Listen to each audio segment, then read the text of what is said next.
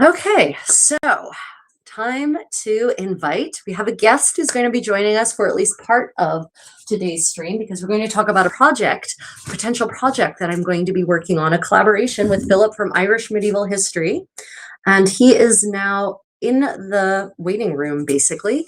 So I'm going to go ahead and invite him in, and then we're going to talk about our project. And I know, Susan, you want to hear about my adventures at the Daegu National Museum, examining 16th century Korean clothing, hanbok, as it's called, modernly, and we will get to that. But first, we're going to go ahead and invite Philip in to the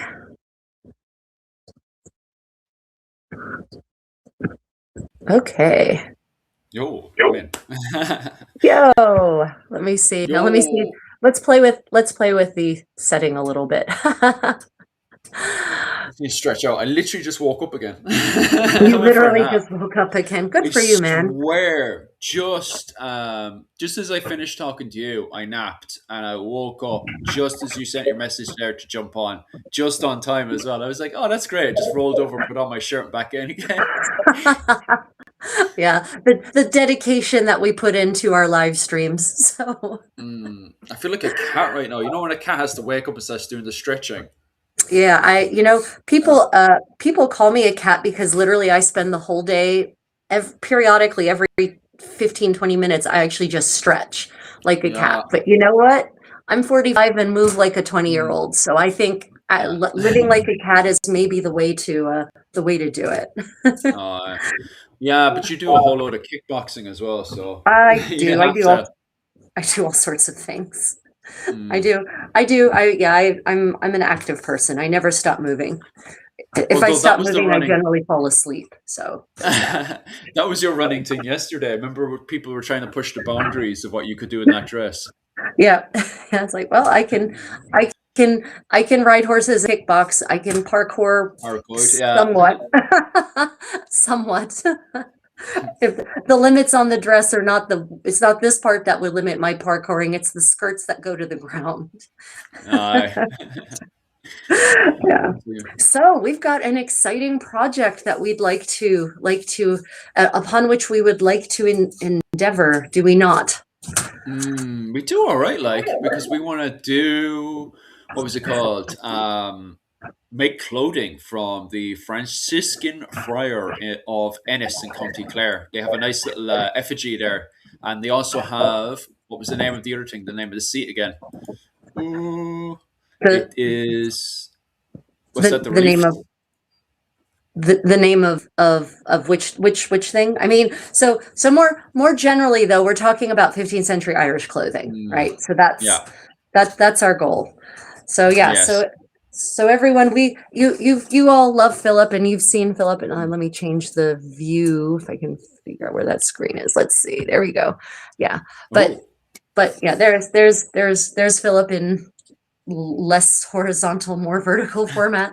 And many of you have said that you're tired of seeing him in just a t-shirt.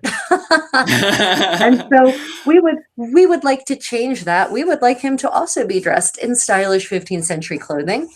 And because he is an Irishman, as you can tell from his accent, although what is it? Some people say you're from New York, bizarrely, right? do you remember that? Like when somebody Yeah. turned around and says, "Are you from New York?" Yeah, there's No. I always love watching the reaction of Americans when they see another foreigner turn around and say, "Hey, are you from New York?" And just watching their face suddenly go into rage, like, does he sound like he's from New York? Is he? No, you don't. I don't know why anyone would say that. It's ridiculous. But the point is that we would like to dress Philip in 15th century Irish clothing, but it is not, and the goal is that I will work on making it. We will be doing the research together. But as some of you may know, it is not cheap to make clothing like that. It'll take hundreds of hours to make a complete ensemble, from the shirt and the underthings to the doublet and the gown, and of course all the time that will be spent researching it also. And we want to share that research with you so that those of you who are interested in medieval Irish clothing can actually maybe have some real information that could be useful in recreating your own. So we have started a GoFundMe, haven't we, Philip? Yes, we have. And so far, even this morning, very successful, hasn't it? It's been doing Yeah, quite well, actually. we've had some really generous donors actually. Yeah. So if you are interested in seeing the process, seeing 15th century Irish clothing recreated, we're talking the last quarter of the 15th century, Mm, based on primary source evidence, based on documents, based on literature, based on the few images that we have from 15th century Ireland. If that interests you and you would like to support that, we do have a GoFundMe set up. mm, And we plan on live streaming a lot of the process. I'm not going to, if the GoFundMe raises enough, I'll even do a mm. proper project log like I've done for my gamore and other garments. But that everyone, you have to understand that project logs, they take a lot of time to put together and edit Yeah, together and make really pretty. So we'll have to raise a significant amount of money for me to put together a full project log. But we will be mm, live streaming a lot of the process, and we'll be sharing little shorts as we go along, which take much less effort to put yeah. together. Yeah. Yeah. So why is it, so Philip, why is it you settled on the 15th century for your fashion choice? Because, Irish fashions change over time, and so you have lots of stylish options. What made you go with the 15th century? Well, do you want the long story or the short story? I mean, how long is the long story? Are we talking four Like hours since I or? was well, I just it's just ultimately it is my favorite era, the 15th century. And as you said yourself, like I grew up in Ireland, so I was always surrounded with medieval history. But I was always, in particular, especially growing up in Mallow and having Mallow Castle, slightly biased towards the period that was the Wars of the Roses in Ireland.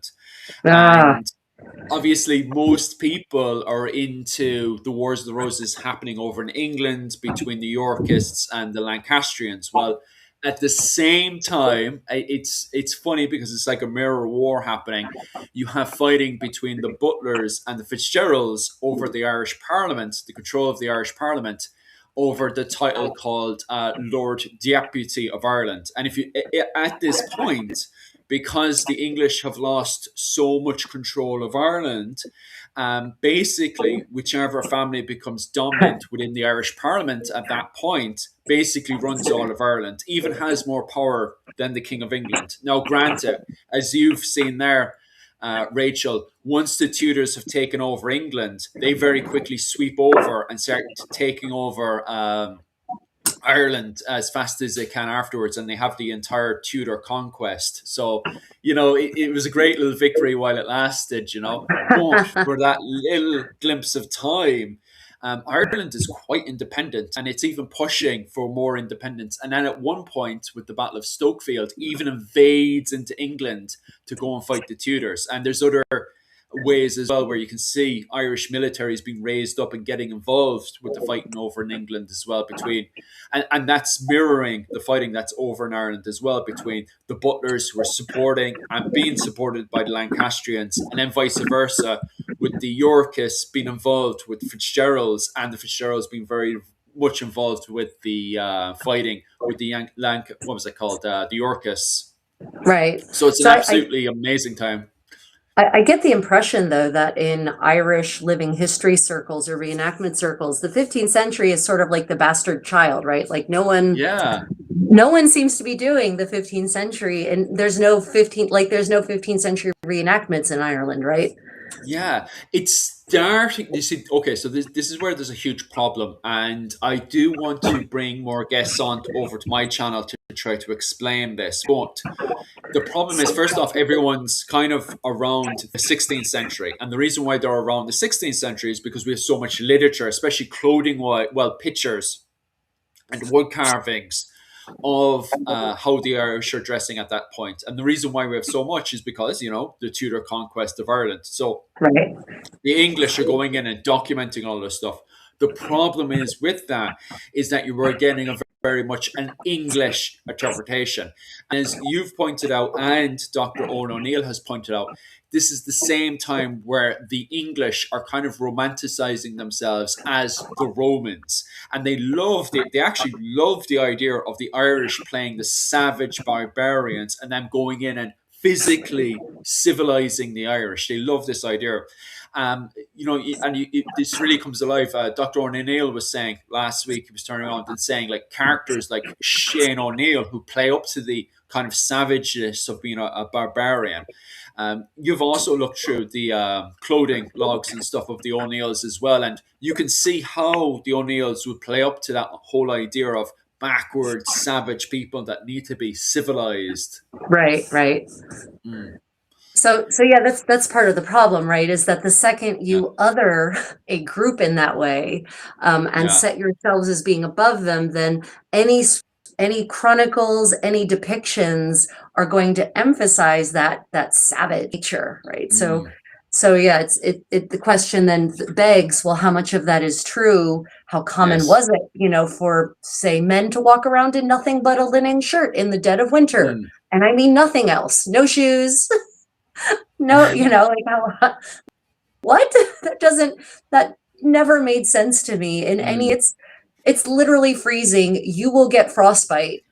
Possibly you will like lose limbs if you just walk around barefoot like that in the dead of winter. Who mm. is doing that?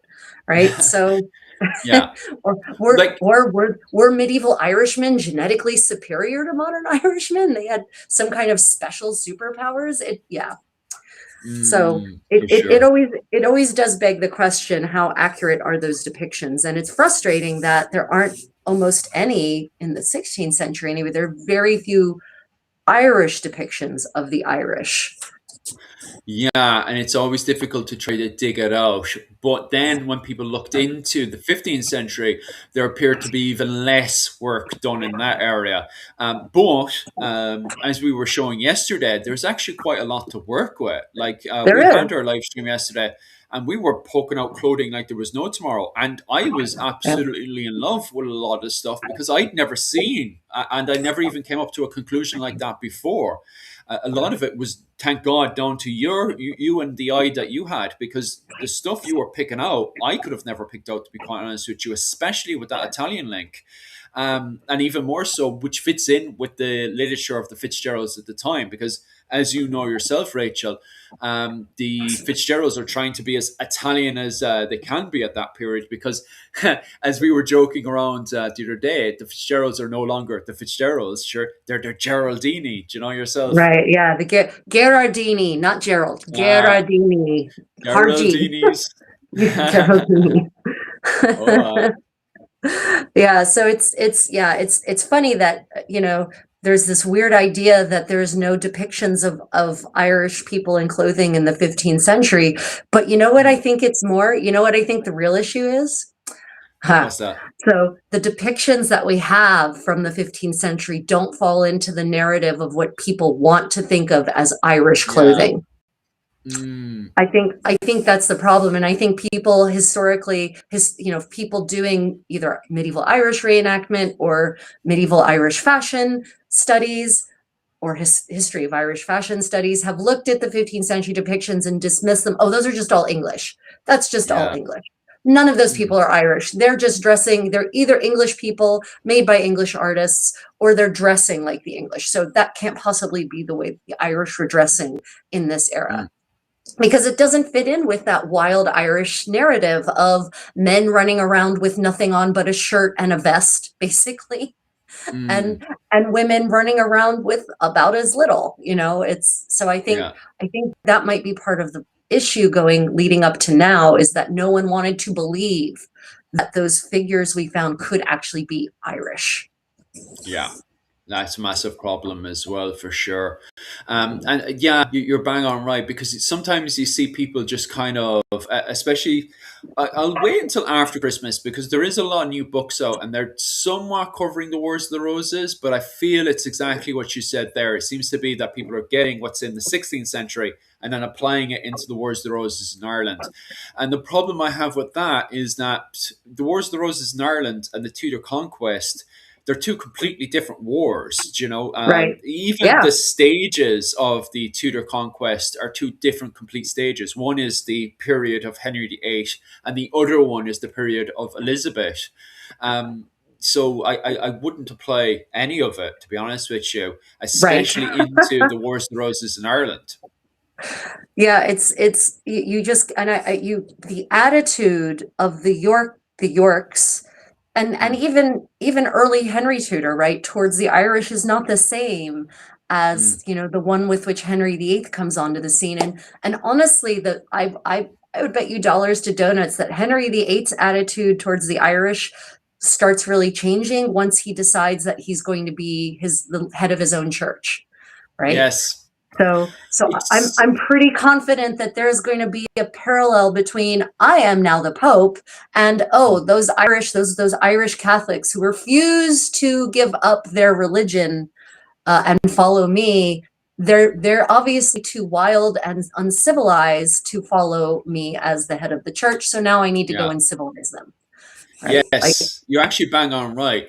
Because if you look at O'Donnell, for example, Hugh O'Donnell, that was active during the Wars of the Roses in Ireland, when Henry VIII takes over, he goes to have a, what was it called, a pilgrimage. He takes a pilgrimage to Rome, and on the way back, he actually calls in to see Henry VIII.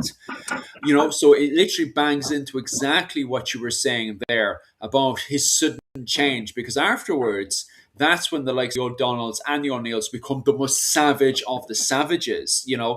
right, Like the north of Ireland is seen as the capital of this most savage race of Celtic people in the world, which right. fits in with their paint rewriting of everything, where they see themselves as the civilized Roman trying to civilize these barbarians. And you occasionally drop the phrase the wild Irish. And I'm going to tell you that in all of my research before the 16th century, I have never seen the words wild Irish in Mm, English.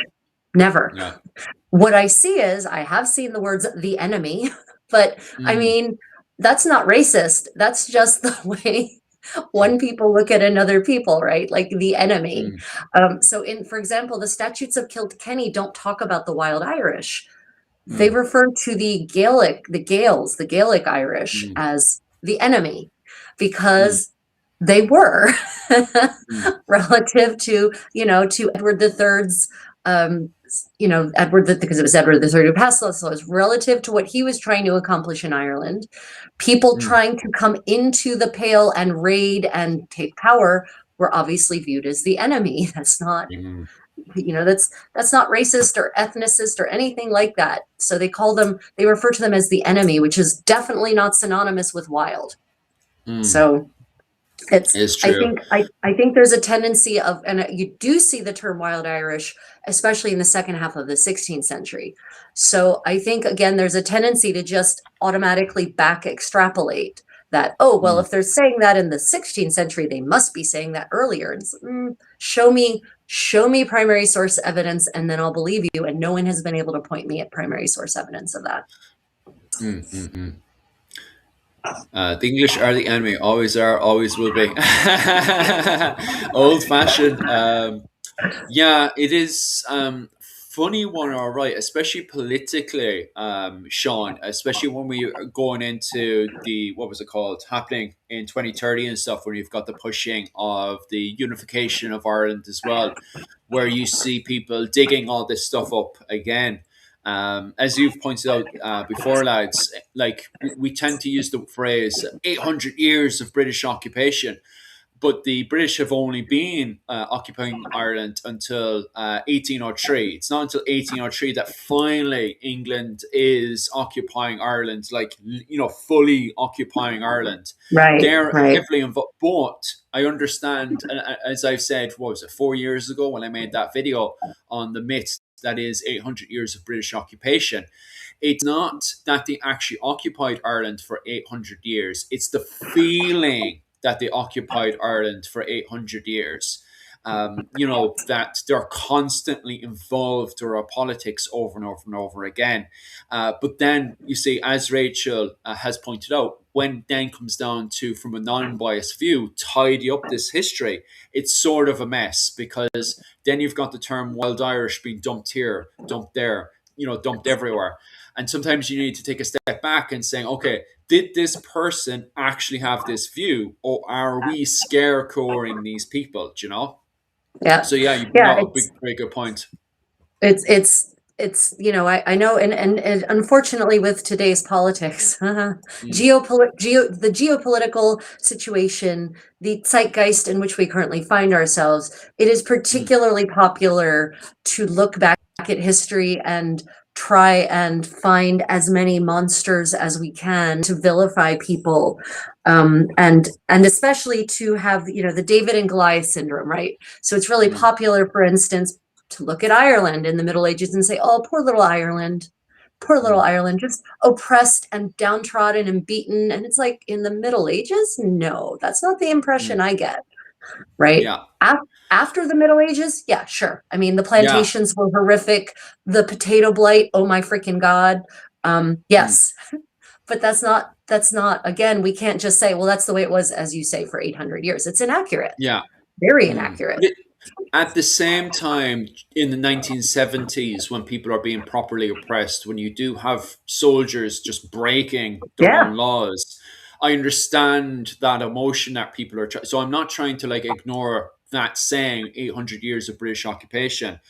But I understand that. Well, I don't understand it, but I understand where they're coming from when they sure. scream like 800 years of British occupation. I'm sick of this. This needs to stop.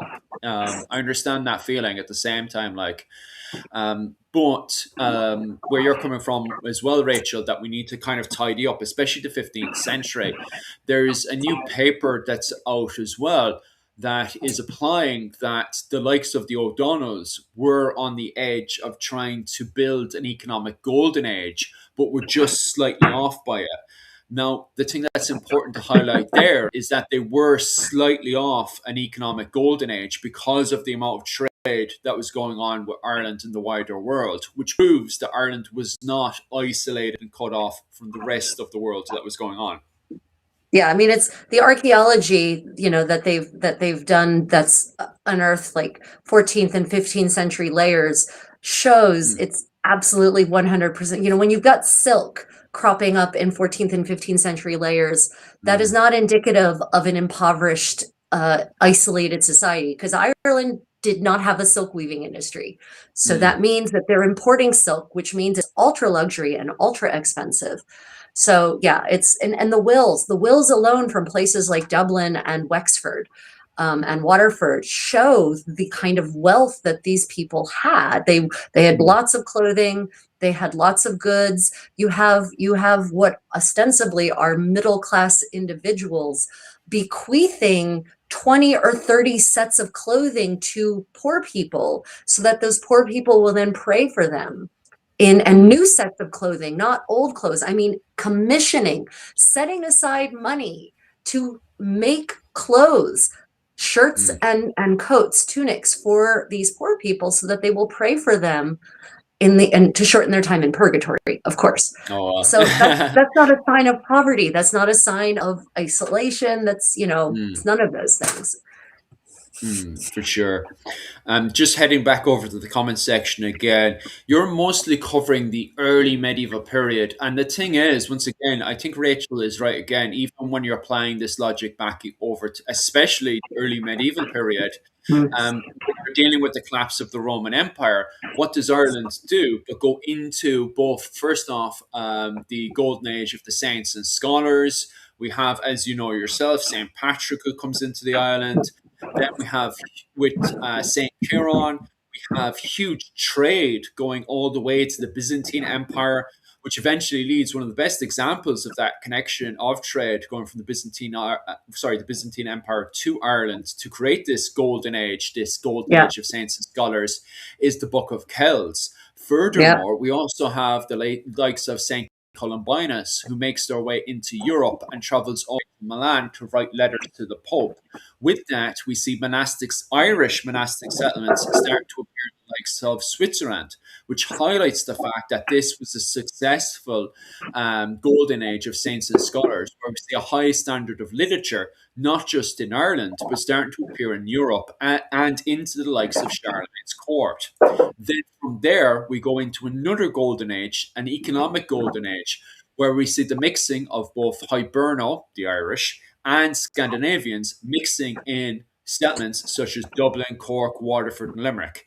As I've been ranting all week, that whole load of areas build up a trade network that go into the Silk Road, and then from the Silk Road go off to places like go off into China and tear into the greater, wider world.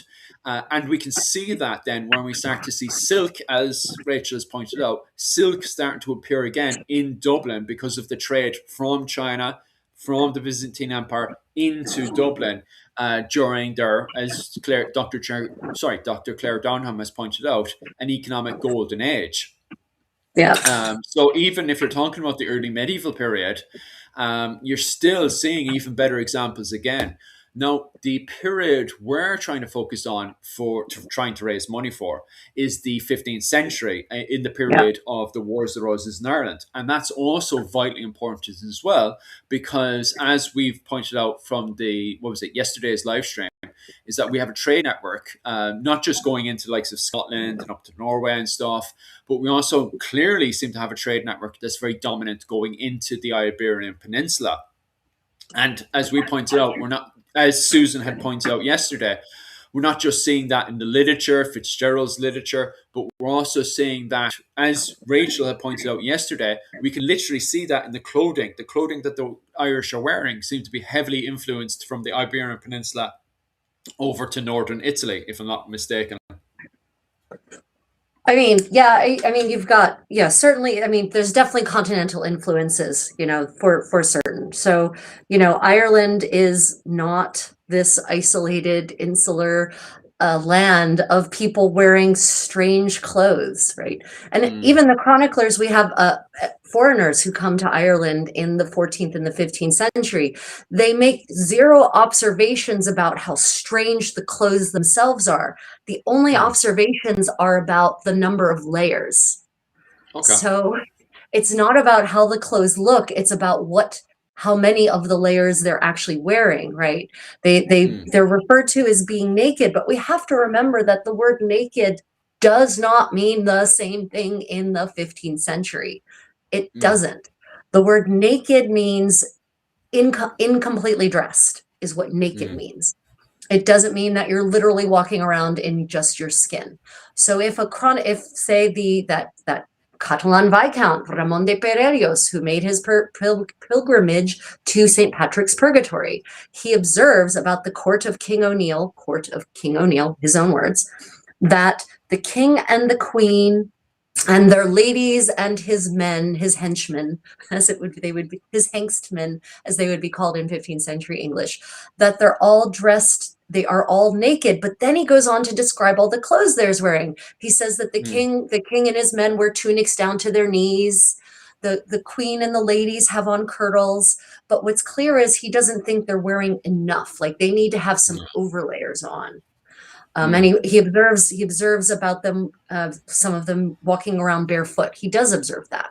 So in his mind, that counts as naked. They are not naked by our standards. So I think part of the problem is modern people misinterpreting chronicles of the era by applying their modern understanding to terms. And also that ties in with bad translations, right? So we have translators who understand maybe the basic language, the grammar and the syntax, but they don't understand the philosophy, the psychology of the medieval people who are writing these chronicles. And so when they interpret them, they're not interpreting them correctly. And that's the problem with translation, is there's always an element of interpretation. And just so one second there. Sorry there. Eamon, will you calm down there? What's it called? Big Brother's watching you and you'll get pulled and chucked off of YouTube. Just remember that. I understand what you're saying there, Eamon, but just watch what you're saying, because you know that the Big Brother system is watching you. Yeah, you're sorry about that, Rachel. Yeah, no. Yeah, you have to be careful about the words you use on YouTube, because you will get banned. I'm not saying myself and Rachel don't disagree with you, but yeah. Yeah, no, it's not about us, it's about the algorithm and the Big Brother watching, right? So Kevin has a good point. He said he thought naked had something to do with a lack of armor. I mean, same idea. So the word naked can be, if it's applied to clothing, it's not enough clothing. If it's armor, it's not enough armor. It doesn't mean that they're not dressed, right? Mm. So yeah, that's the problem with the term naked, is that, we see it crop up in criminal cases. I've quoted this case before, I'll quote it again. There is a case of abduction in England in the 15th century, and it states that the woman was abducted all naked. Okay, so then Mm. everyone imagines that this poor woman was in her birthday suit, right? But then Yeah. it goes on in the same sentence, no punctuation, to say she was all naked, wearing naught but a smock and a kirtle. So she was wearing Aye. the linen shirt against her skin, and she was wearing the English equivalent of this gown. So she's Mm. not naked by our standards, she's naked by their standards. So when chroniclers from Europe go into Ireland and observe that people are naked, that is their perspective. To not be naked, you need to be wearing all the layers that are appropriate to your status, right? Mm. And King O'Neill was a king, according to, in the view of Ramon de Perellos, right? He's a king. Mm. So kings should be wearing all the layers. They should be wearing the smock and a doublet and a gown and maybe a robe over top of that, right? They should have wonderful shoes and they should have hosen. And if any Mm. of those layers are missing, then a foreign visitor is going to think, oh, well, he's naked. But Yeah. he's not by our Mm. standards. Yeah. No, But no. what's interesting about those chronicles is that none of them make observations about any strange details about the clothing. Like no one Mm. says, oh, the colors were alarming and garish, or the patterns were strange, like nothing I've ever seen before, or the Mm. ornamentation was absolutely unseen of in any court that I have visited, right? There are no such observations. Mm. So that's what leads me to believe that the silhouettes, the general shapes of the garments themselves, whatever they happen to be wearing, aren't that different. Mm. If you're wearing all those layers, I hope it's winter out. It is the winter, Jim. What are Jim. you trying to apply? Yeah, so you all have to remember that the 15th century is the start of the Little Ice Age, and it's Mm. getting cold. Especially the further north you go, it's getting really cold. It's Mm. snowing. The Thames is starting to freeze solid Mm. for the winter. So it started, and I'm confident that probably the River Liffey, probably Shannon, right? I think all those rivers are probably freezing as well. So it's Yeah. starting to get cold. And so people are wanting more and more layers. In the Mm. Scottish court in Edinburgh, we actually see suddenly women, the queen she has stomachers made. The piece that the panel that goes over top of the kirtle to hide the lacing, but her stomachers are lined in fur. Mm. So not only is her gown lined in fur, but now the stomachers and James the Third's stomachers were also lined in fur. So it's getting Mm. cold enough that they're starting to line any damn thing they can, including hats, in fur. So yeah, Mm. it's cold, Jim. You want all those layers, you really do. For sure. Yeah. So Just yeah, so we're hoping to apply these learnings to this ensemble, and yeah, if you all would like to help us make this 15th century Irish noblemen's ensemble a reality, and would like to participate in the creation process, we're probably going to do some live Zoom sessions where, mm. say, people who've contributed to the GoFundMe will be participate in the Zoom, and you'll get to ask questions like face to face, and we'll get to interact on a real level while we're working on these garments. So yeah, there are perks for being a GoFundMe sponsor. We will, once we hit an amount that we can actually start, say, what we'd like to do, we're going to start from the skin out, everyone. We're going to start with Mm. the what in 15th century English would have been called a smocka or a scerta, or a Mm. lena in 15th century Irish. Once we hit the enough to actually purchase the linen and to cover the cost of me making it, then we'll go ahead and do that. And we'll start with the shirt. So we are going to start with this from the skin out. And this is going to be a lena as documentable to the 15th century. Do not expect a 16th century monstrosity with sleeves that you could use to drown a person. Right? Somebody not a fan of the 16th century? No, it's not that. It's just that I think, I question the veracity of some of the sources that depict these men with sleeves that are big enough to be two separate tents, let alone one Mm, tent. yeah. And I also doubt the veracity of everyone, men and women, having worn that. So Yeah. yeah, Yeah, I do see it as you were saying earlier as well. I do see it as a kind of Iberian Peninsula influence into Ireland that pops in from the 16th century onwards yeah, rather than a 15th century. I think people have got this in their head that, I don't know. I don't know where people are getting it from and why some yeah. people are getting over romanticized with it. Yeah, and it's funny because if you look at the depictions of Irish men at arms from the 15th century, from the numerous effigies that have survived and tomb frontals, right, from everyone from a Karen to Irish knights, right, Mm, there's no big sleeves to be seen anywhere, mm. right? So No, there's not. it's just they're not there. They're not Yeah. they are not documentable to that era, sadly. No, no, they're not. Yeah, I would definitely 100% agree with that one. But the effigies also give away with the fact that you can see development because if you jump over to when we start to first see effigies with the crosses, like the crossover in Clonmacnoise and stuff, the clothing that's in there is early medieval clothing of the 10th century. And then Yeah, from there, especially when the Normans come in and they invade, they bring in their effigies, and you can see straight away, boom, the effigies fit in perfectly yeah, with the clothing of the 13th century, both women's clothing, and you can see them all in their armor and stuff. And also, you've got O'Connor's effigy as well, where he's actually in clothing of that big, massive, long tunic. But you can see the development of clothing going on there. And then as you go into the what was it called, the 14th century, we see the reappearance again of people doing drawings and stuff, as you point out there with Art MacMorrough Cavanagh and stuff, that reappearing in the 14th century. And then as we go into the 15th century, you have that live stream we covered yesterday. And once again, still showing off that there's development there. And that, in fact, we were able to even home down to exactly the clothing that Seamus MacTiamád Fitzgerald's, the 8th Earl of Desmond was wearing. Geez, my tongue's all over the place. But yeah. I mean, yeah, I, like, I, I would say exact is maybe too strong a statement, but clothing that is likely to have been mm, something he would have worn, because we don't have any yeah. depictions of him, as far as I know. Right? There's no portraits. There's no illuminated manuscripts that depict him in life. Right? Anything is posthumous.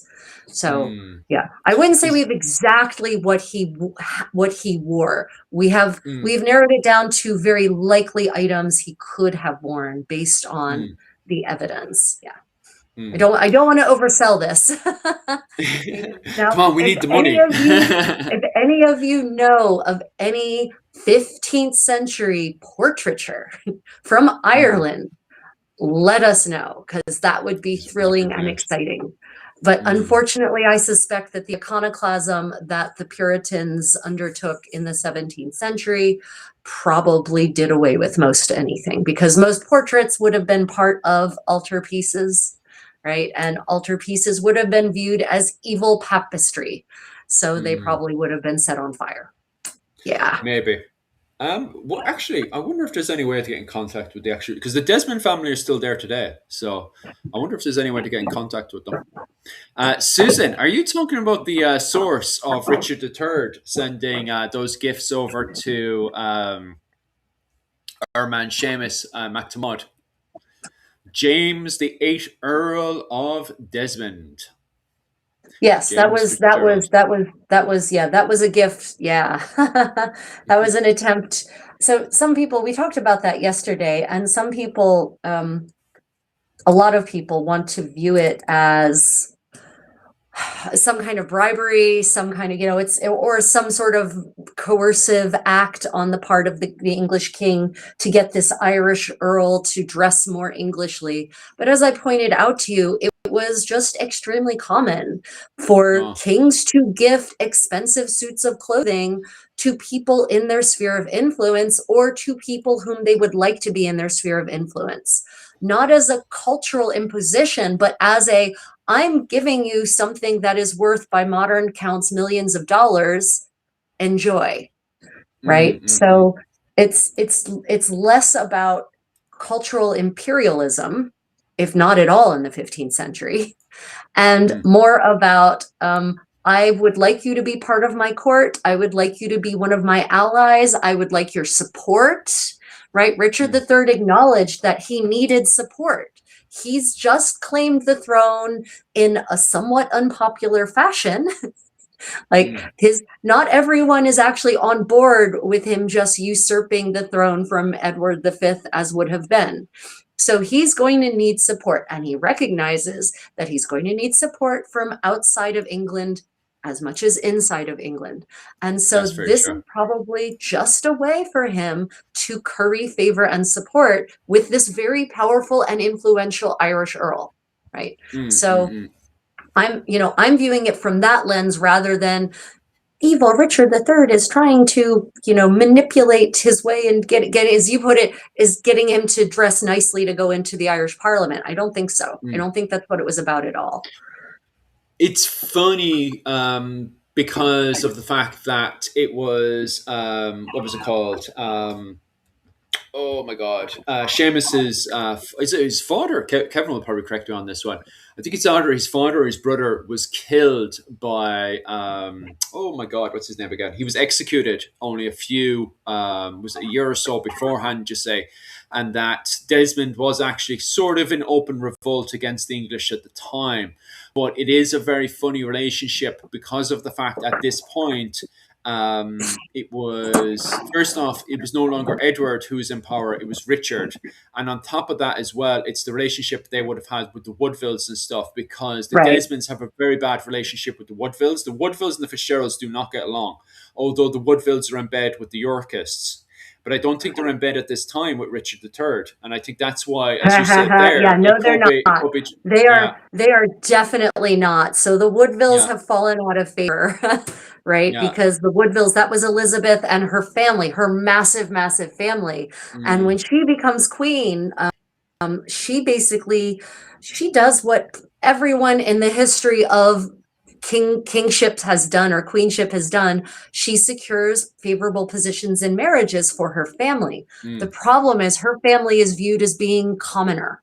mm, She's viewed as being a commoner, and so it's considered she pisses off so many of the English royal peers and the more powerful noble families of England by giving all of these positions and lands and fiefdoms and properties to her family and arranging powerful marriages with her family. They really view her as being an upstart in the original sense of that word. So yeah, mm, by when Richard III takes over, there's actually one of the reasons I suspect that he was able to do that is because he wasn't attached to the Woodvilles.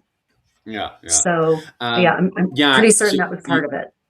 yeah, I think you're onto something there. Just to keep everyone ahead, there is that what's happened is that this is the year 1468, where John Tiptoft, the first Earl of Winchester, has accused Thomas Fitzgerald, the seventh Earl of Desmond, of breaking the statutes of Kilkenny and committing treason against the king because he has allied himself with the Irish against the king's subjects, okay, which is complicated in itself.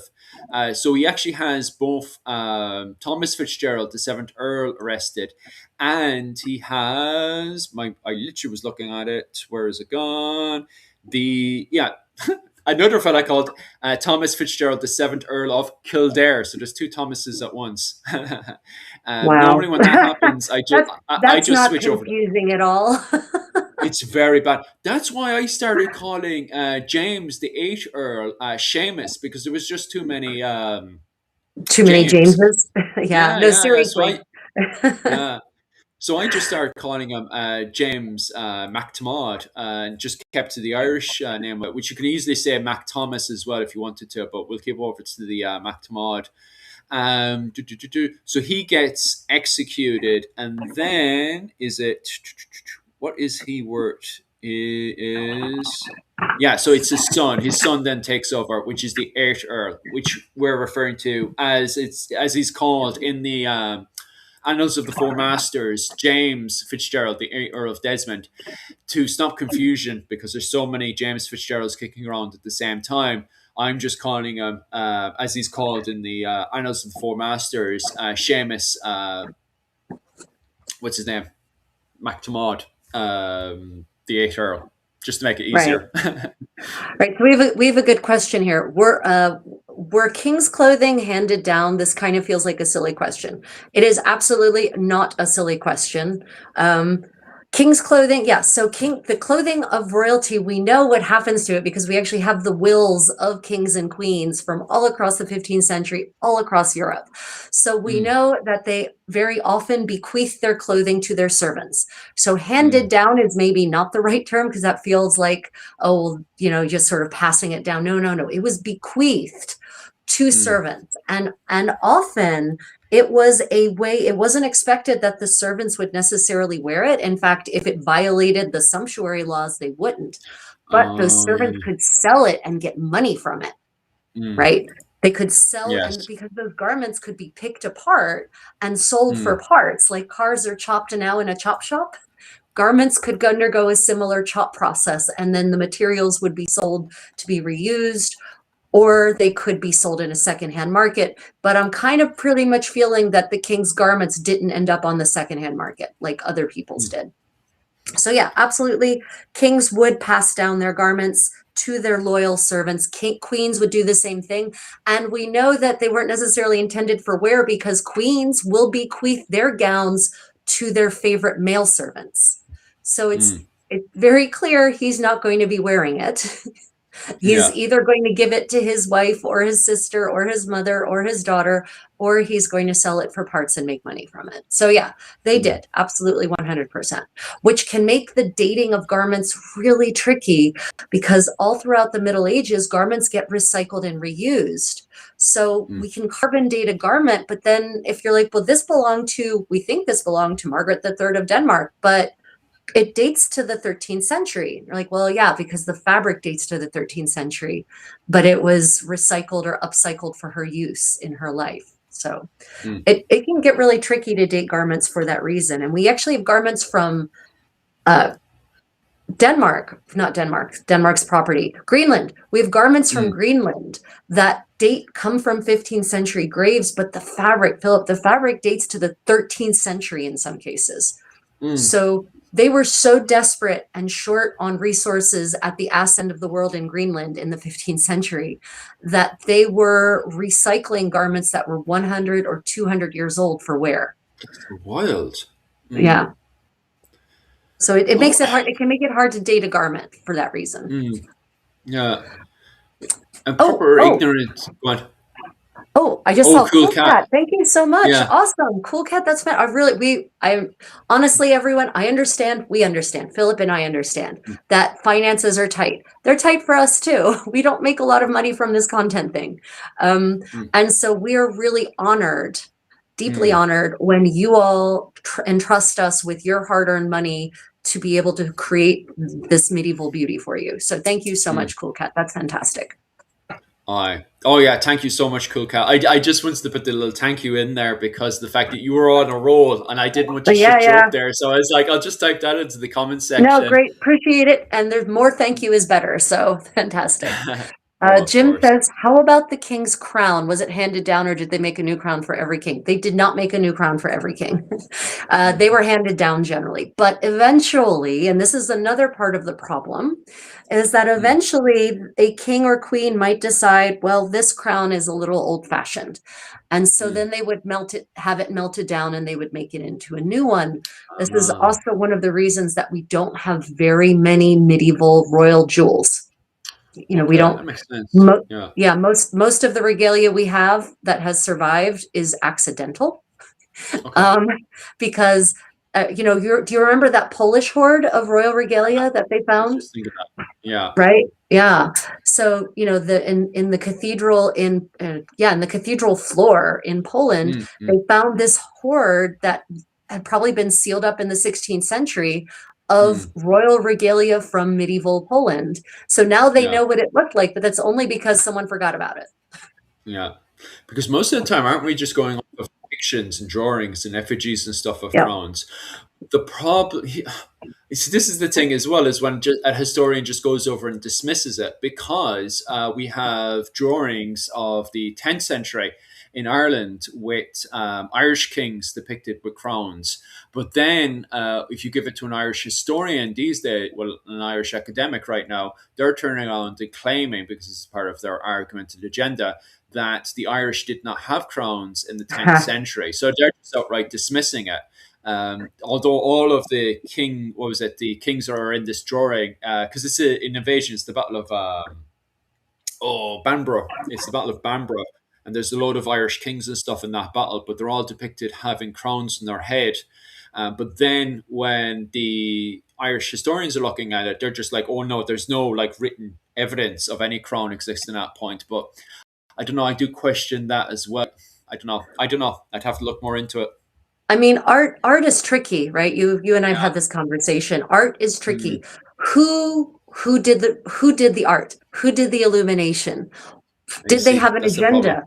Were they from Ireland or were they from somewhere else where crowns were a Mm, standard part of kingship, right? So yeah. yeah, you have to be very art is dangerous. Everyone, I would Mm, just like to emphasize how dangerous art is. You have to understand the context and when the art in which the art was created, who created it, for whom they created it, and what story is the art depicting, right? mm, Is that depicting a story that happened in the lifetime of the chronicler, or is that depicting an episode from history that happened centuries before? So yeah, mm. you have to be really careful with art. It's tricky. It's yeah. Yeah. So I don't Oh, I big don't time. necessarily disagree with modern historians who say, well, they didn't have crowns, because then that makes us look, well, what is the evidence other than this Mm, art? What is yeah. the evidence of crowns? Yeah. Mm. Was makeup a thing in medieval Ireland? I wouldn't say it was medieval Ireland we were wearing any makeup, unless Rachel wants to say otherwise. But there's always a theory that perhaps we had, we're putting stuff into our face to kind of highlight our face and stuff during the Iron Age Ireland, and perhaps during the Bronze Age as well. That So we I would most likely put various bits and bobs in our face. I would say that in the 15th century, noble women are using the same kind of cosmetics in Ireland that other women are using in the rest of Europe, right? That's Mm, because the aesthetic is the same that they're going for. Now, was it makeup like we understand makeup? No, there were no smoky eyes. mm, There was no process of enlarging your lips, by using lip liner and filling in that space, right? But probably I would bet you dollars to donuts that medieval Irish noblewomen in the 15th century especially had access to the same kinds of lead-based creams that they could smooth onto their face to smooth their complexions if there were any mm, imperfections. They probably had access to a kind of lip rouge made from kermes or other red insects that they could use to just make their lips a little bit more red and put a little bit of mm, color in their cheeks, right? Kohl to actually highlight their eyebrows a little bit. Yeah, I'm pretty certain that if I start digging, I'm going to find that very Irish quickly. noblewomen in the 15th century were doing the same thing. Very quickly, Because because yeah, the fact is that especially the Anglo-Irish women would have had to go to English court and French court, so you're going to find that very fast, in my opinion. yeah, Yeah, very yeah. very Uh, quickly. so Jim makes an interesting comment. You talked me out of ever going to any art gallery, Rachel. No, no, no. That was the wrong takeaway, Jim. No, bad boy, no biscuit. The right takeaway should be that you should look at art as a puzzle to be solved, right? Mm, When I go to an art gallery and I'm looking at historical art, I'm looking for all the fun little hidden or not so hidden bits of symbolism that are contained in that painting, right? I'm looking for the clues as to who that figure is. Is that a saint? Is that a martyr? Is it an ancient Roman god?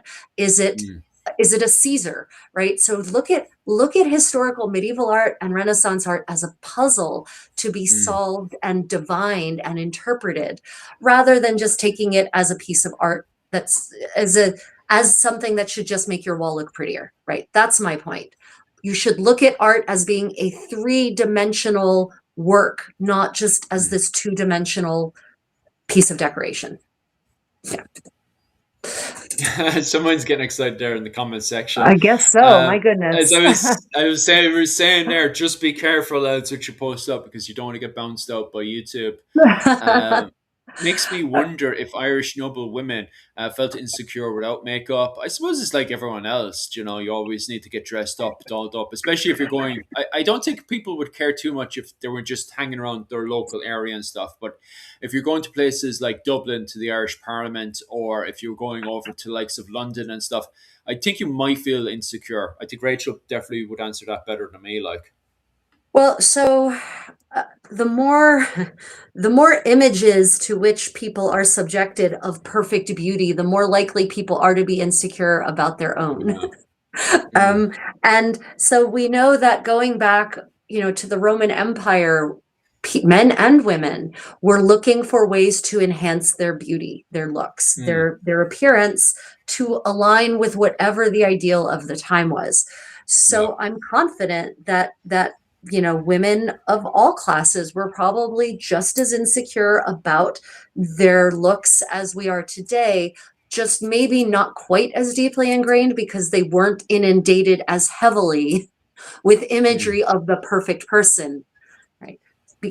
We talked earlier about the Instagram filter. Painting, medieval painting being automatically coming with an Instagram filter, basically. mm, Automatically people are perfected, their imperfections are downplayed, they're beautified to be an ideal version of themselves when you see people depicted in portraits. mm, So yeah, that could be a little disheartening if every portrait you look at is like, oh, she's so perfect, or oh, he's so perfect. And then you look in your polished bronze mirror and you're like, that's not me.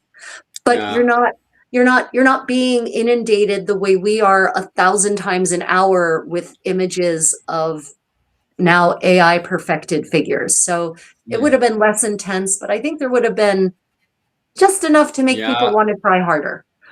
Yeah, 100%. I definitely agree with that one because even if you were to turn around and says, yeah, but it's sort of a sin to kind of love yourself that much, but at the same time, I think it's only natural, isn't it? It, Though, it, it is. especially to compare yourself to others. It's, Like, I mean, it's a biological imperative, right? Part of our biology is we are attracted to people who look good and are pretty and handsome because that is a trigger to our biological selves that their DNA must also therefore be good and worthy mm, of reproduction, right? So that's yeah, something we have to fight hard because it is programmed into our biology. mm, That being said, what you said, was it you said something about the moral being to be modest and pure. We know yeah, that so, that may have been the ideal, but it was absolutely not adhered to in any way because there's mm, every century has sermons documented that complain about men and women putting too much effort into their looks, about focusing too much on the rotten sack of flesh that is their human form, right? They're mm, they're working to turn themselves into something they're not. And so if preachers are complaining about it, it's happening a lot. mm, mm, So yeah. for sure. Like, I and in San Bernardino in Italy in the early 15th century becomes really popular as a preacher, even though he's preaching these really fiery sermons that often are targeted at women and how they dress and how they do their hair. So we mm, know we know how women were dressing and doing their hair because San mm, Bernardino whines about it all the damn time, like all the time. And mm. so yeah, they were makeup, hair, clothing, big focus on all of that. Oh, chalk it down. Like, and just need to build that time machine. Yeah, I'm the same boat as well. But I'd love to be invisible, to be honest with you, because I think two problems would come in. First off, I Yeah. can't speak Middle Irish. If I was to go back to the 15th century, I wouldn't be able to speak Middle Irish to be able to communicate myself. Plus, I think the problem is now Rachel could definitely correct me on this one as well. Is how correct are linguistics when it comes down to the way people their body language of communication and also the way they pronounce words as well. How correct are linguistics when it comes down to the 15th century languages? Are we still just guessing or what? I mean, we have theories, right? There's the way that linguists, paleolinguists, Mm, reconstruct past the way languages sounded in the past. is one looking for poems Mm, that have rhyme schemes. And then you can yeah. at least kind of get an idea, well, these sounds should go together, so these sounds must be similar. Mm, And then when you get a bigger map of different kinds of sounds that are paired up as being rhyming, then you can try to reconstruct. And mm, sometimes we also then get phonetic spellings of different words, or the same word with like 14 different phonetic spellings, and then you can try to use those combined phonetic spellings to come at the truth of how the word may have sounded. But the reality is that it's all theoretical, right? It's no mm, matter what, until we get that time machine, it will be theoretical. So for and sure, and for like sure. like you, I would like a time machine, but I want the window time machine with sound. Yes. Yeah, yeah, yeah, yeah. And just peek out at them because first off trying to communicate would be a problem, and even if, as you said there, we manage to master a way to communicate and have that body language bang on as well. The problem then would be, would you want to communicate with these people? Are these two people too Yeah, aggressive? Like their emotions, what's their emotions like? Is it a case of their emotions going up and down and up and down? Like if you have somebody who is 1 minute very jolly, very happy, and then suddenly they're screaming, shouting, running around and stuff. Would you want to communicate with somebody like that, especially if they become very threatening very fast? You know, yeah. mm.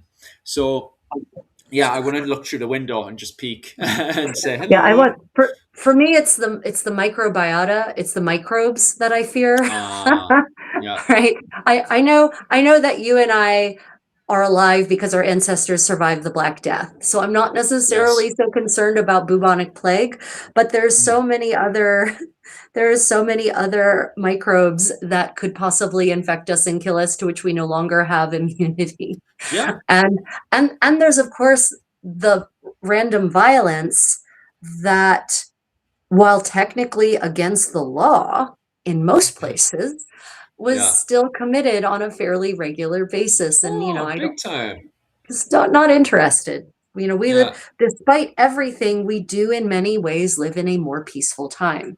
Mm. So, you know, um, Because I was yeah, even reading this morning, and I think you've come across a few stories before of people waiting outside the bar. Now, don't get me wrong, it still happens today, but I don't think it's as violent as it was during the medieval period because I've come across some stories, and okay, so yeah, it still sort of happens, like, but there's a good few stories of people just waiting outside a bar and then suddenly, or tavern, and as the person's coming out, them just going over and killing them. Um, yeah, I've come across a good few of those stories. Now, granted, I'm sure somebody will come up with a few examples of it happening probably yesterday, but I think it's much more rare today than it was in the medieval period of people, not taking a certain comment while drinking, a-okay, and then just suddenly waiting outside for them and hacking them up as they're leaving. I think it's more common during the medieval period. right. No, I agree 100%. Yeah. Mm, It's not, yeah, as bad as things might seem, it's just not the same. mm, And yeah, there's a lot of reasons that I agree with Shellback Bow, actually, who mm, just commented that he wants an invisible drone that can kind of hop there, has live stream capabilities and sound. mm, Right. That would be my goal. I enjoy recreating the beautiful aspects of medieval culture and society. I am not interested in experiencing the worst aspects of medieval culture and society. And unfortunately, a time machine would let you do that. And mm. did you read the novel Timeline by Michael No, I Crichton? haven't. No. You should read it. It's set in the 15th century, actually, in the Hundred Oh, Years' but War. oh, They nice. made a terrible, terrible movie from it. Some of you I asked think I me might about have seen. Yeah. the movie is hideous. It is Yes. a pale shadow compared to the novel. The novel Mm, is excellent, and it mm. presents a lot of really good ideas, also a lot of warning labels about science Got and it. technology and its application. Mm, Um, and in the original novel, there's a 15th century reenactor, French reenactor, who is mm. kind of like the male version of me. Like, he does it all. He's trained in 15th century martial arts. He's a bowman. He's got all the right clothes. He can speak 15th century French. right? Mm. And so he ends up going back in time for reasons that I'm not going to go into here. But in the movie, they turn him into Gerard Butler. And so suddenly he's an ignorant Scotsman who has no idea about medieval life. He's not a reenactor, he's not a living historian, and they send him back instead. And I'm like, this is not the same novel at all. Yeah. Yeah, they get a bit too excited sometimes with those movies and stuff.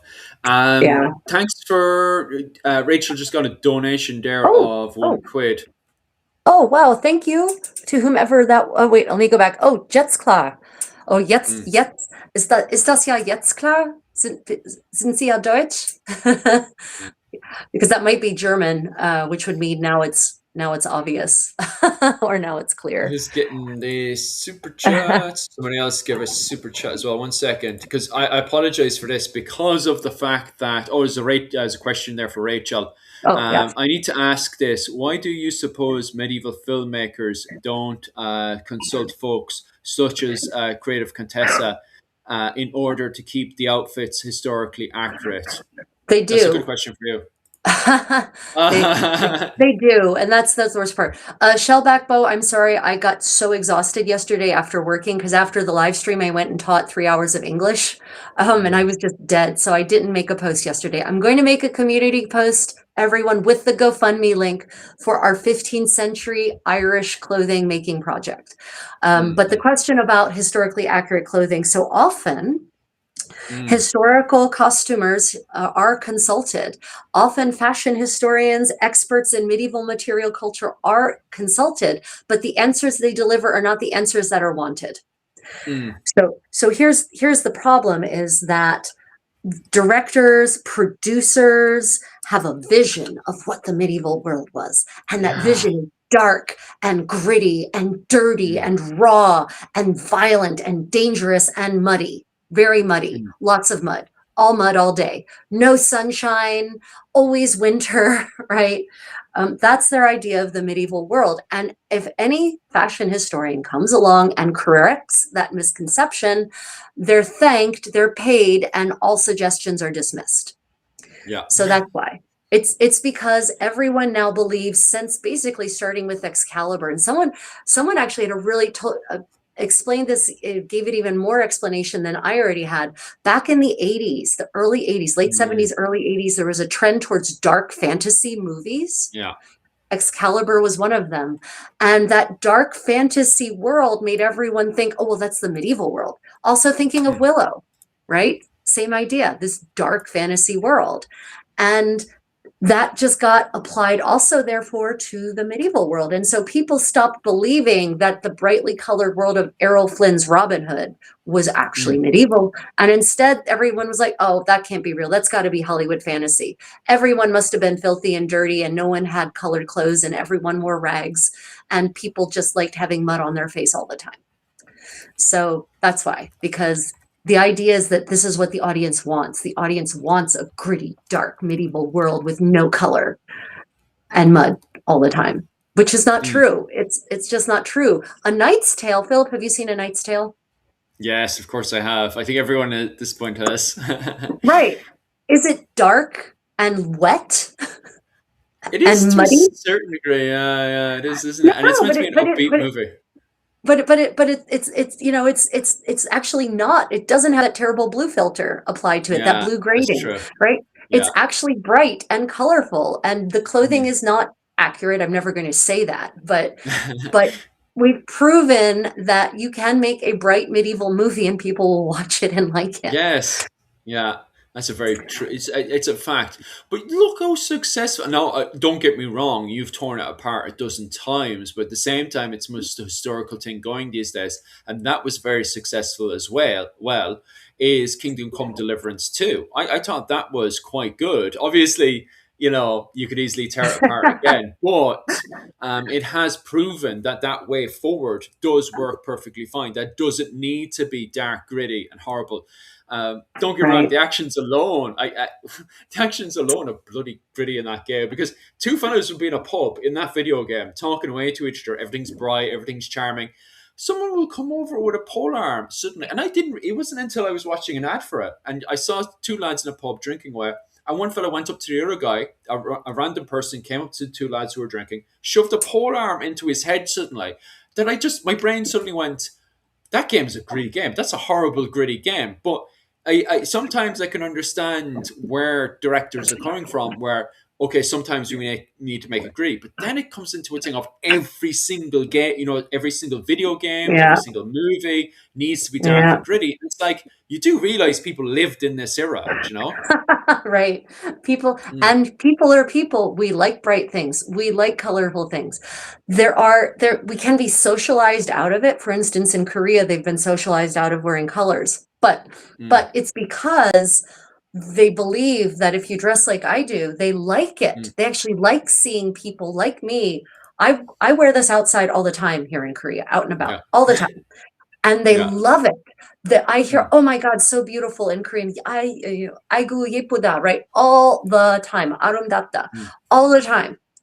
But they don't want to wear it themselves because they're worried about sticking out, about mm, standing out. They don't want to stand out from the community. They want to be together and mm, not feel like they are any more conspicuous than anyone else. That's why in Korea everyone wears beige and white and black and brown, because they're mm, neutral colors. They don't draw attention. Doesn't mean that they like colors any less. They just want to see other people wearing them.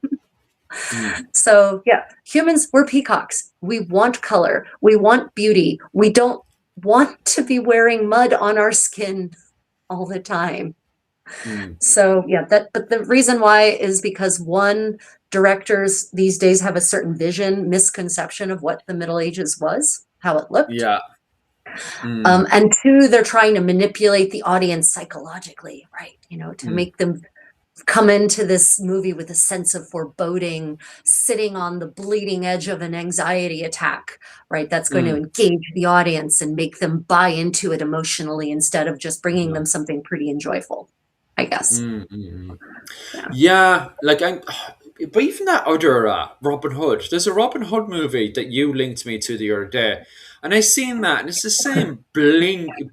Like the Death background of was just, Robin Hood with Hugh Jackman. Yeah. yeah. Like, first off, the background, no trees. It's all just dead space in the background, right? Yeah. Then he's wearing this big gray furry kind of, what was it, kind of ape monkey outfit that he had on.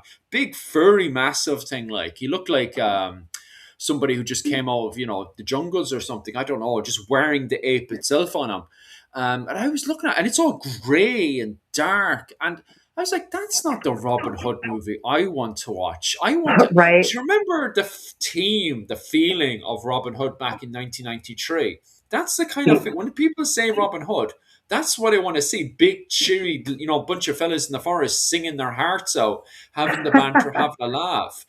We just stole from the rich to give to the poor. That's the happy, jolly feeling I want to have.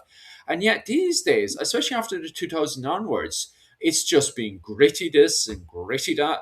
It's like, can we have somebody who lives in that positive feeling of living in the medieval era that you see and feel when you read literature and stuff of the ups, especially Right. since we're going into another period again of, what was it, recessions and bloody crime rate going up and this and that. I want to go to the cinema to zone out and enjoy the bloody movie, especially a Robin Right. Hood movie. I, I Yeah. don't I don't want the medieval version of my modern life. Yes. I want not my modern life. I don't want the horrible feelings. I don't want to feel anxious and depressed. I want to immerse myself in a beautiful world that takes me out of this horror that we're currently experiencing. Yeah. Mm, 100%. Um, Twitchy Witch commented that she really likes my outfit today. Thank you, Twitchy. I would just like to point out that the stripes on this, for those of you who care about mm. authenticity, the stripes are not right for 1480 Florence. They are not. Oh, Stripes were what? worn. I'm sorry, everyone. They're not right for Florence in any era, as far as I can tell. They were worn in Milano, in Milan, in the court of Milan at the end of the 15th century. But Mm. back when I made this 25 years ago, I didn't know that. And the fabric was Ah, $1 a yard, and I was a poor student. So I yeah. will continue to wear it for things like these live streams. But if I were going to an actual reenactment event with actual standards, Mm. I probably would. I wouldn't wear it. Mm. Yeah. But thank you anyway. It is a beautiful dress. I love it and it fits very comfortably. And it's great that it still fits me after 25 years. Mm. There's a question um, I have for you. What's the yeah. most historically accurate show you would go to, and what's the least when you just want to go to a show that's chilled out? What's the least historically accurate one you'd go to? So, what's the most and what's the least one you go to? That I've seen, so I mean, I have to say what I've seen, and let me be clear that I generally avoid medieval movies and shows because I don't want to be disappointed. Mm, Um, so I haven't maybe seen as many of our audience has, but I would say mm, that some of the most authentic ones that I've seen haven't been historical pieces. The mm, Princess Bride has fantastic colors and has many accurate silhouettes. Like mm, Prince Humperdinck looks like a 15th century prince in his ensemble, right? He's got a gown with proper pleats and big mm, padded shoulders, and he's wearing hosen that show his legs, right? She is often wearing houppelande like gowns also, right? And her mm, hair is down often because she's a maid and she's unmarried. She's an unmarried princess. They've made her into a princess, right? But eventually, when she gets married, she'll probably put her hair up, right? And everything is mm. colorful and people aren't all dirty. I mean, there's some people who are dirty, like people who should be. So, yeah, The Princess Bride is actually pretty damned good. Mm. And Ever After, the movie Ever After. Have you seen the movie Ever After with Drew Barrymore and I Angelica think Houston? I did. Can you remind me about that one? I It, probably it's did a watch it. retelling, it's a historical retelling of the Cinderella story. So it's set No, I in don't think I early have. 16th century France. Oh, go check it out. Watch it with Yuki, Ever Mm. After. Yeah. Um, it is fantastic. Drew Barrymore plays, she plays Cinderella basically, but it's set in in the court of Francis the First. And it's, Leonardo da Vinci is there. They're in Chambord, so they're in the Loire Valley. And everyone is wearing, except for the men, the women are Mm, all wearing clothes that are very, very accurate, relatively accurate representations of late 15th or early 16th century clothing. mm, And you have different classes represented, and the servants aren't just wearing rags, at least not until mm, the family gets poor, and then they're wearing rags for obvious reasons, right? mm, So Ever After, it's actually set in French Renaissance palaces, which is nice. mm. And it's colorful, and the clothes are pretty good. They're pretty good. Yeah. Sounds like a movie I'd actually love, to be honest with you. Yeah, Jim, and you're getting a bit too far there now. YouTube will kick you out. it's got swashbuckling and daring do, and Drew Barrymore saves herself at the end. Mm, So I think it's fantastic. The story is fantastic. It's witty. It's interesting. They discuss Thomas More's Utopia, for instance. mm, So they're actually, there's it's deep. It's a deeper movie than you're expecting it to be. mm, So yeah, Ever After is one of my recommendations to see if you want to see people wearing relatively authentic historical garments. Now, whether you mm, count that as medieval or not, there's debate about, well, is the 15th century medieval? Is the 16th century still medieval? Or is that Renaissance? Or is it the modern era? I don't, I'm not going to fight that fight right now, but it's one of my favorite movies for 15th and early 16th century clothing. mm, mm, mm. Awesome. For me, I think the most historical one I'd go for sure is probably, and the one that you were bitching about from the stills is actually Outlaw King. I'd love, the Scottish War of Independence with the Bruce. Yeah. And I know you were Yeah. bitching about that one, but I like that one. Yeah. No, it's I terrible. think The clothes are terrible. The really. clothes are all terrible. Uh, There are no early 14th century clothes to be seen that I mm, could see in the stills. Again, I yeah. haven't watched the movie because the stills made me not want to watch the movie. The movie's But yeah, awesome. I love it. it's and the armor is it's not early, mostly not early 14th century armor, and yeah, the hair, and no, it's just bad. There is some Mm, color, I will grant you. yeah. There are people actually in clothes with color, and it isn't all graded to depressing blue, as I recall from the Yeah, it's still. not. And there wasn't as much mud as that to which we become accustomed in the modern world, but it didn't make me want to watch it. at all, Mm. sadly. What I really loved about that movie as well is there's a period. So as you know yourself, what's it called? Robert the Bruce ends up marrying is Elizabeth de Burgh, and she's in the background and she's just doing daily life. Like I love his style of the director's style of directing in that one because he purposely wanted to show, hey, look, life goes on. So there's scenes where, for example, he's having really important meetings and you can see Isabel de Bruce playing with the children in the background. And I fell in love with those scenes in that movie. There's also other ones as well where you have Edward Longshanks in the very start of the movie. He is literally being a complete tyrant. And then suddenly, because, he must have had, he's definitely portrayed as having kind of like, and it's done really, really well, by the way, having, what's it called? When you switch for suddenly being very angry to being very kind of calm and relaxed. Mood swings. Mood swings, yes. Yeah. He's portrayed as very mood swingish in the movie. But regardless, which is always handy for being a king, but regardless, while he's having that kind of tantrum, fist hitting the throne and stuff, you'll see people in the background just sipping on wine, having casual conversations and stuff. And I love those bits and bobs in that movie. That's one of my favorite things. And the director purposely had that. He would just get the camera and he would have everybody set up and everybody would continue acting and doing their bits and bobs. He had people doing their trades. Like he got living historians in the background doing their trade, doing their fishing, sending their products, while you'd have the main focus going on at the same time. And so I love that movie. And he literally picked up the camera and moved with the actors. So as the camera was going around, it would show. So people, even if the camera wasn't pointing at people, they were still supposed to be in character, continuing to do their job, doing their bits and bobs as the camera moved around. And God, I loved it so much. That's what I like about Outlander King the most. Yeah, I wish then they had paid attention to the clothing of the main actors then. And actually not just Oh, paid attention to it, but portrayed it accurately. That would yeah. have been perfect, but he ruined it by not doing that. And I mean, so most people, I know that especially you being Irish, you view Mm. Edward the First as nothing but a tyrant, but he was Yes. madly in love with his queen, right? Mm. He was Oh, he was. devoted to her. And when Mm. she died, it had a massive impact on him. Yes, it did. Right.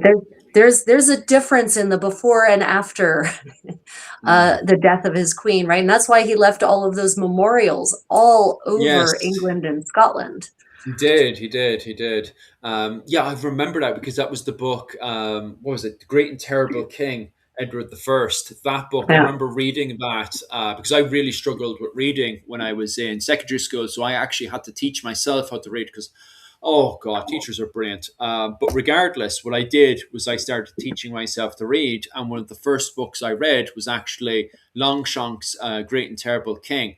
And yeah, you're perfectly right. He's such an interesting character. Um, and it is interesting because he has that period where he's very, very, very, very violent. And you can see that by the way he takes that outburst on, Mm. what's his name, during the Second Baron's Revolt. He gets a hold of the spelling is literally in my head and I'm not pronouncing it. It's the leader of the Baron's Revolt, and he chops him up. It is Simon de Montfort. He gets Simon de Montfort. Montfort. Simon de Montfort? Montfort. Yes, Yeah. that's the one. That's Yeah. the one. That's the one. Yeah. And he gets a Nothing hold of like him and chops drawing him and up. quartering to get the day started. Yeah. I know, right? But okay, right. This is one. Which account have you come across? Because I've come across accounts where his genitals were removed, but I've heard of ones where he was still alive. I've heard of ones when he was dead, deceased, chopped up already, and then I've heard of ones where he was strangled with his own genitals. Which one did you go for? I mean, I've read multiple accounts. Yeah, I'd find the last scenario a little unlikely because it's it's like the yeah, anatomy doesn't work for me. Um, yeah. That was but one of yeah, the I first mean, ones I heard. Yeah. the drawing and quartering is obviously no matter what, whether Mm, whether you're only alive for part of it or not, you are alive for part of it, and that's horrifying enough. So yeah. That was one of the most horrifying things in Braveheart for me as a as a teenager watching this was the drawing and quartering scene where they make it real clear what's happening. It's Mm, like, mm, mm. oh yeah, we're just going to casually depict his evisceration, literal evisceration. Like, oh, do But we really need what to? I think we don't need to, but they did what anyway. is crazy about that one, right? And it was the academic back in the 90s that pointed this out, is that the source says that William Wallace's heart was still beating when Yeah, it was removed from his chest. And the academic, I remember watching the documentary on it. Was it we used to have UK TV, and it showed the documentary of William Wallace getting his heart removed. And the academic at the time turned around and says, think about it this way: if the literature is saying that the executioner had this skill to remove that heart while it was still beating, that means he had so much practice and was so well educated because he had done this, this execution time and time and time again, that he had gotten so perfect at hung drawing and quartering people that he was now able to remove people's hearts while they were still yeah, beating. Like, he knew how to make a show of an execution. Do you know? yeah, yep. Mm, Yeah, it's I think yeah, I sometimes do wonder though about the scientific reality of that. It's like yeah. eventually your body's going to go into shock, right? You're Yes. going to you might still be alive, but you're not there. Mm, You're not present and participating anymore. So, yeah, 100%. Yeah. it's a Because question of, but these chronicles, as someone pointed out, these chronicles are written for an audience. And the mm, chronicles, like modern media, right? Like clickbait, the clickbait mm, is not a new concept. yeah. The chroniclers had to keep their audience engaged. And if their audience was the king who had ordered the execution, Mm, then you want to make certain that it is as horrifying as the king would wish it to have been. Right. mm, So we always, just like with art, we have to take these chronicles with a grain of salt. And mm, mm, you have to determine the age of the chronicle, how contemporary was it to the actual account? Was the chronicler actually present and watching, or did they hear the account from someone else? Because if you hear it from someone else, well, the telephone game is real fun to play, and it'll tell you just how inaccurate word of mouth recountings are. mm. And people like to embellish when they tell stories. They just Yeah, that's do. true as well. They like big fish stories, not a new concept. And of course, Mm, if you're talking, you want people to listen. So mm. the analog version of clickbait is exaggeration, right? So Yes. no one wants to hear, well, they hanged him and he passed out, and while he was passed out, they did the things and then he died. Like, no one wants to hear Yeah. that, right? Mm, So yeah, it's you always have to take that into account when you get to these really horrifying accounts of someone's death. mm. I the joys of it, and as you Yeah, said there, perfect for the old audience there, especially when you want to show that message, but also have an echo throughout history that this is why you shouldn't mess around with my, children's. Because, right. as you pointed out there, Edward the First, he is an interesting character where he does show qualities that he has antisocial behavior, but trying to, as you said there, Jim, trying to pin him down is very funny, Edward the First, because of the fact he justifies everything in his head because he's doing this for his children.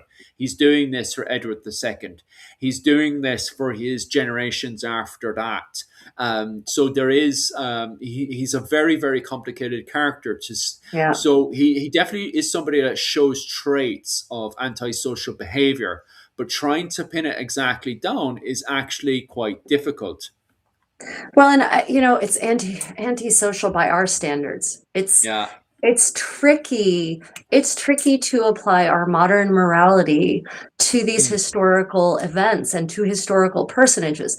Now, when contemporaries refer to them as mad or insane or unacceptable, then I think it's fair for us to say, oh, they were horrible people, even by their own yeah. standards of their times. Christopher Columbus is a prime example of this, by the Oh, he definitely way. had. Yeah. He was I think considered a monster in his own era.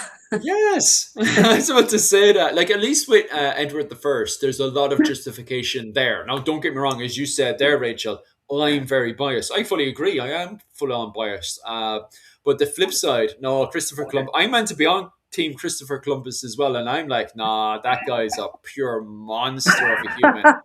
Even looking at the literature at the time, where even his own people with him were just like, I feel disturbed. I cannot sleep at night for the things that we were made to do, you know? Yeah. And on top of that as well, even the Emperor Charles V was writing letters to them to tell them to stop what they are doing. But they started to blackmail Charles V because they had so much control of the silver that was going from the New World into the Holy Roman Empire that he needed for his wars. Well, That's where, oh, Charles V was post Christopher Columbus. At least he'd already been, because Fernando and Isabella mm, defrocked him. They had him hauled back to Spain in chains. So yeah. it wasn't Charles V yet. Charles V comes a little bit later, and then there's Mm, other issues there as well. Because the mm. conquistadores under Charles V were just horrific people. They That's what I'm thinking about. Yeah, Yeah, you're yeah, right. You're right. You're right. you're probably thinking of Hernan Cortez and Yes. co. But Yeah, I tripped by over. then, Sorry about that. by then, Cristobal Colon had already been hauled back to Spain in chains, and he died in prison or very impoverished anyway. Yeah, But we can still enjoy Christopher Columbus Day, right? yeah, right, totally. Aqua Breeze, yeah, welcome. Thank you for joining our community. Hey guys, if you're out there watching, I'm the Creative Contessa. This is Philip from Irish Medieval History. Please like and subscribe. And yeah, take a moment to leave a comment, chat with us here. Mhm. Eamon, will you calm down there? We told you already. Wait, what are you drinking tonight, man? Go to bed. It's way past your bedtime. Um, what was it called? Yeah. So Twitchy Witch makes a really good point. She says it's very telling that European explorers and colonizers were considered to be the most disposable people from society, the fanatics and the monsters who just couldn't exist in polite society. Yeah, absolutely. I think we underestimate the kind of personalities that you had to have in order to get on a ship and cross this big, violent ocean to a place that was not civilized by your standards, right? Mm, That was completely alien, that had completely alien flora and fauna, had people who were not necessarily friendly to your approach there. mm, So, it takes a certain kind of psychology to embark on that kind of journey. And generally, those are not going to be your most socially well-adjusted people. They're just not. mm. Yeah. Yeah. And they were considered disposable, 100%. The kings of Spain didn't really care if the conquistadores whom they funded to go across the ocean came back. Fernando Mm, and Isabella, they're like, well, we hope you come back because we've given you some money and some ships. But if you don't, it was a speculative investment, right? Like to them, this is speculating on the stock market. mm, So mm. there's no emotional attachment to those people. Mm-hmm. Oh, I fully agree. Kevin, yeah, Eamon's great and everything, but he just needs to be careful by the way he's writing that on what was it called? YouTube. I understand what he's saying that Edward the First did kick out. How do I say this without activating the bots? Had to kick out the loners. We'll say loners were activating the bots, and they weren't allowed back in until Cromwell's time. But at the same time, you just need to get that. Make sure to write it in all correctly. Obviously, if you're going to put it in there, because of the fact that someone could easily see that and take it the wrong way. Plus, the way that YouTube is right now with Big Brother's system and stuff. Yeah, we Going have to be wild. careful about how we say things and phrase things. That's a problem for me because I have a sassy tongue. So Mm, mm, mm, yeah, history. So comment is history is not black and white. No, it's not. It's not. mm. History is a Yeah. mess. And the problem is that humans psychologically, we don't actually like messes. So we seek to create order and understanding and clearly cut and clearly drawn lines where most of history isn't that. Mm, Yeah, it's unfortunate. There's a couple of prime examples or couple of rare examples of clearly cut lines. I'm thinking the Holocaust, for instance. Yeah. But for the most part, history isn't informed by good guys and bad guys. It's informed by gray guys. So, Yeah. people who are somewhere in the middle there. Yeah, like don't get me wrong, like what he did, Edward the First did, and I do understand Eamon's point there. Is just make sure to spell it incorrectly, sorry, correctly, because the problem is, yeah, as YouTube did, the censoring of YouTube is very funny. But I fully agree with Eamon is saying there that Edward the First, what he did to people that were loaning out money and then gathering to get them together, and then obviously giving a lot of them the boot, but then putting a ton of them into the boat, putting them out in the middle of the sea and then just letting the boat sink. That's Yeah, yeah. disturbing. That's I know we were there trying to justify a lot of the actions he did. There's no that's justifications in that. That psychotic. is No, no, no. solid. You can Yeah. cleanly execute people, and that's kind of normal for the time, right? Like that's okay. Mm, He had people executed. It's not great, but at least that's normal. Just mm, have their heads cleanly removed from their body, or probably not, probably hang them until they've suffocated. But at least that doesn't have the level of psychological torture that putting people in a boat and then letting it sink slowly. That's special. That's different, right? Yeah. yeah.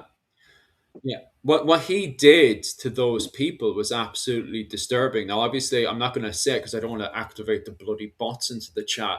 But that's a completely unacceptable behavior. Like I wasn't Edward the First's biggest fan beforehand because as I was saying, the biased views.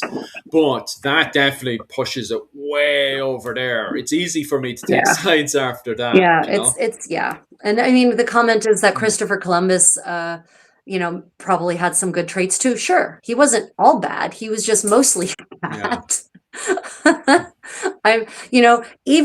Even a certain leader of 1930s and 1940s Germany was not all bad. He actually had a Jewish butler whom he purposefully saved from Mm, the man was untouchable, right? He was a Jew, and mm, still that certain leader gave him special treatment because he respected and liked him, and even one could say loved him as much as someone with those kinds of mental issues could possibly love someone. So yeah, not even the mm, worst people aren't all bad, but you have to kind mm, of look at mm, the balance. mm, mm. No, they're all bad guys. Yeah, yeah, yeah. That's right, lady. He was. Yeah, Don, Yeah. exactly. He wasn't all bad. He helped some German people, not all the German people. Mm, By the way, because you have to remember that in 30s and 40s Germany, Germans who were handicapped, who were homosexual, who and were certain religions, who were certain political beliefs, they got tossed into the camps too. So not all mm, he mm, didn't mm. help all the Germans. He helped certain Germans. Yeah. So just want to make that Yeah. clear. And on top of that, as well, ones he deemed acceptable, because wasn't it even a lot of educated people as well were chucked in there as well to get rid Oh of yeah, them. Like if absolutely. you And had any view, so even like intellectuals myself who and did Rachel be who gone. dissidents. Yeah, Yeah, 100% gone. yeah, 100%. So, he didn't help all the Germans. He helped some of them. yeah. Basically, ones that shut up and do their work. Yeah. Yeah. Yeah, so this normally our channel focuses on channels respectively focus on medieval topics, but we also kind of like to let the conversation flow where it will, and then we'll reel it back in. So let's reel it back into some medieval Yeah, topics. yeah. Before we get into trouble. Uh, Yeah, so we're the inviting the reason Watsons to go on. Right. The reason Philip is on today, everyone, specifically my medieval sewing party, which is normally just me. Oh, don't Philip, use and Jessica. he's not sewing anything, as you can tell. That's okay. Because we're chatting, what got us to this point is we were chatting about 15th century Irish fashion. Why were we chatting about 15th century Irish fashion, Philip? Sorry there, Rachel. What's it called? If you jump over to your chat, not on this one, but over to your other chat, it says that Jessica is sending you gifts and stuff. I think they're paid gifts. I'm not sure how they work, but they're not popping up on the other chat, and that's by Oh, Jessica. Jessica Oh, Ward thank is you. sending. Appreciate. Thank you. My big screen isn't showing me the chat at all, so that's fun. Thank All you, right. Jessica. Really appreciate that. Thank you so much. Hmm. Let's talk about the Hohenstaufens and how evil they were. Oh God. Okay. Yeah. So Philip, so why did I invite you on specifically during my medieval sewing party? Well, today and for, I don't know, for the next 2 years, 3 years or so, depending on how long it'll take to construct this, Yeah. I asked Rachel if she would be able to both, well, myself as well included, be able to research and find 15th century clothing in Ireland during the period of the Wars of the Roses in Ireland, specifically the clothing of one Seamus MacTomod, MacThomas, Seamus MacThomas, the 8th Earl of Desmond Fitzgerald, his clothing during the Wars of the Roses in Ireland, which in itself, to me, seemed like a really, really difficult task to do. Why? Because I thought it would be very, very difficult to find clothing in the late 15th century. But Right. then myself and Rachel live yesterday had a little meeting between the two of us, and we actually found that there was clothing. We quickly found clothing that most likely Seamus was wearing in the late 15th century, which was in Ennis, in what was it, the Franciscan Friary. There was tons of carvings, loads of evidence of what um, Seamus most likely was wearing. And once again, it was very, very shocking to me. I think it should be shocking to you guys as well, because of the fact that for so long it's been branded as Anglo Irish.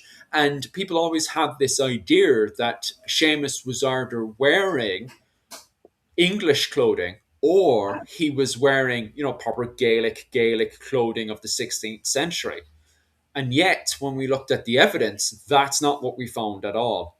Right, right. Mm, The question was, what is the other channel's name? I think, Eamon, are you talking about Irish medieval history or my channel, which is the Creative Contessa? Yeah. So if mm. you're asking about that, I'm the Creative Contessa. My channel's name is the Creative Contessa, and this is my friend and colleague Philip from Irish medieval history. So yeah, so what we found is what I started. You asked me to start digging into this actually back in, like, I don't know, March, Mm. and the more I dug, the more I found. And Ah. the more that's why I have all these, primary sources, the Mm, archaeology, the wills from Dublin, right? The more I dug, the more I found. And the more I dig, the more I find. So mm, as we were saying earlier, I think there's been this bias against viewing any clothing that is even vaguely English as possibly being Irish, right? mm, mm, Because mm, everyone wants to think of Ireland as this independent independent entity, completely different from everywhere else in Europe, completely unique, no similarities, because it's mm. traditional Irish clothing, right? But that's not the Yes. 15th century reality. Mm, mm, mm. Yeah, but still, I think the evidence that you've put forward so far still. Oh, thank you so much for that donation. I'm assuming, is that back over in your chat? Yeah, that's over in your chat there, Oh Rachel. ja, jetzt klar, herzlichen Dank. Also sind Sie jetzt klar, Claire, are you German? I've been speaking German at you but you've got it's Canadian dollars, so maybe you're not. Thank you so much. That's really generous. Philip and I really appreciate all of you who've done super chats, who've given us gifts. And if I've missed it because I've been chatting or sewing, I deeply apologize. I really am grateful. Mm, mm, mm. But yeah, to do some research. So the two of us, like, you've got me to do a tiny bit of research as well, and it came in handy, all right, especially yesterday when we had those different angles from Ennis. What was it, the Franciscan Friary in Ennis, when we had those carvings Right. of Yeah. what looked like, in my opinion, a noble. Would I be right by saying it was a noble? I mean, he was maybe at the very least a well-heeled middle-class gentleman, right? So not Mm, someone who has the funds and the leisure to dress in a well-heeled fashion. So absolutely, that could have been a merchant. It could be a merchant dressing like that. So not necessarily nobleman, but someone with means. mm. Without more details, it's hard to tell noble or just well-heeled, because the 15th century is the era of the up and coming middling sort, where after the Ah, Black Death, There's a shortage of labor because there's a shortage of humans because 50% of Europe died in a couple of year periods. The Black Death keeps coming back. Every couple of decades, it resurges and kills more people. So we Mm, continue to have a shortage of labor throughout the 15th century, which means that the value of human labor goes up, which means that people are paid more in the middle class for artisans and laborers. So mm, now people who, say, 200 years before this probably couldn't have afforded fine clothing, now they can. So that's mm. why it's much harder to use visuals to determine nobility in the 15th century. It's almost impossible. You actually have Yeah. to know who the person is. Mm.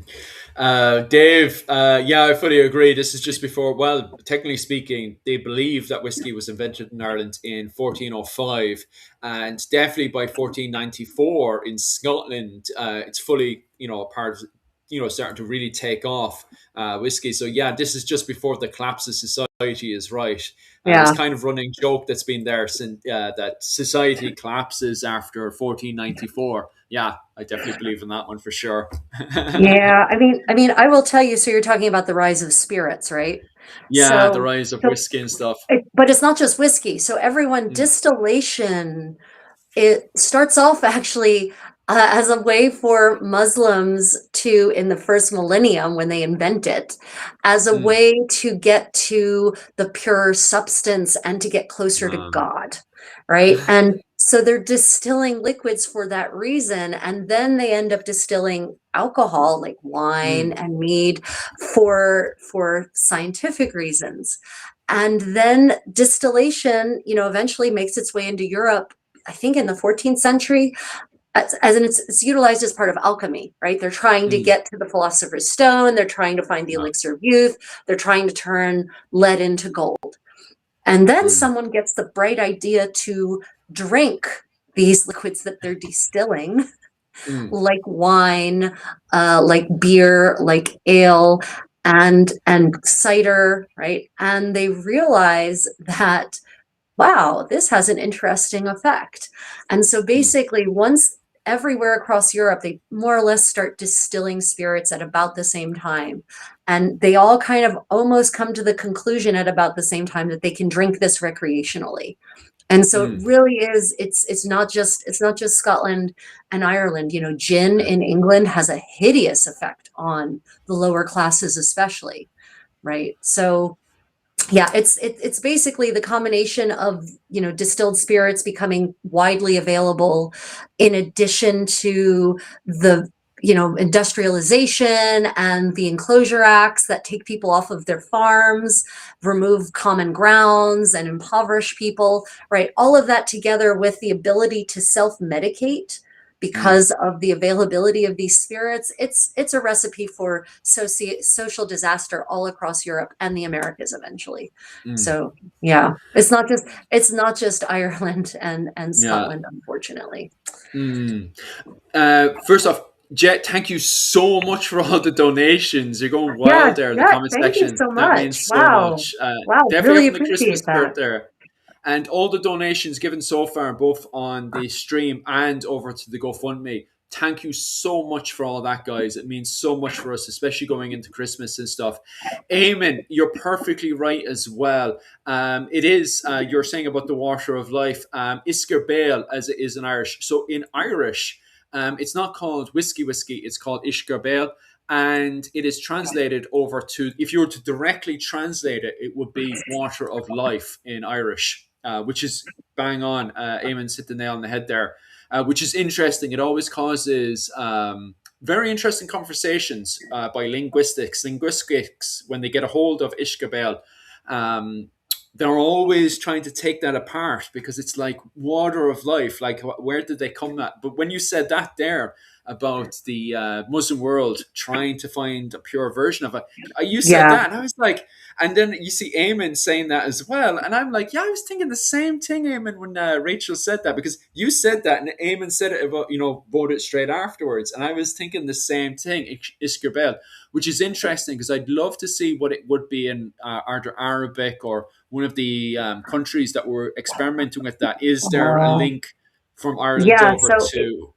I mean, Mm, it's all translation, right? So I'm pretty yeah. certain that it wasn't, that term wasn't invented by Gaelic Mm, speakers, right? yeah. So it is, yeah, the elixir of life, right? So that's Yeah. not, it's not a term that you invented, and I know everyone uses it ironically now, the Mm, Gaelic phrase, oh well, it's the water of life, right? You can't live mm, without it because you're so addicted yeah. to it, and life seems so grim without it. But it actually stems from an older idea about why Yeah. you were distilling these alcohols, Mm, right? You're trying to get closer to God, you're trying to get closer to the essence of matter.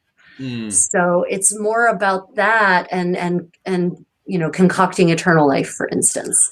But More that's what about, makes it even more. yeah, Mm, less but less that's what ironic, makes. more Yeah. literal. But that's what makes it so interesting because of the fact that in the literature, I think it was either the what was it, books of the Four Masters, or it's the Ulceranos, highlight the fact that it was monks that invented. Well, allegedly started. I don't think it said invented. It said something about them making the water of life whiskey as it's understood to be.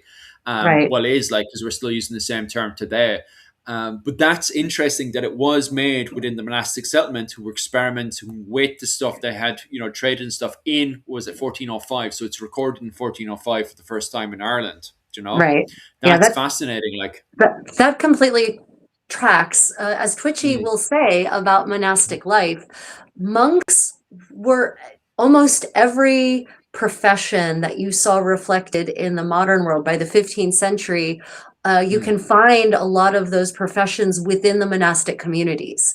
And so mm, there's a difference between lay monks, who are mm, more like workaday people, like who, they're not cloistered monks, they actually do the work of the monastic mm, community. And then you've got the cloistered monks, who tend to focus on more godly activities, focus more mm. on the prayer aspect of things, right? Yeah, So, yeah.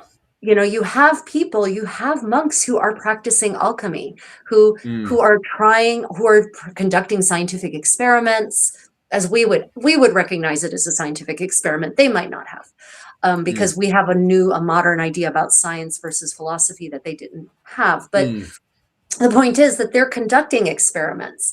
And so it wasn't necessarily cynically an attempt to make a liquid that's going to ruin society.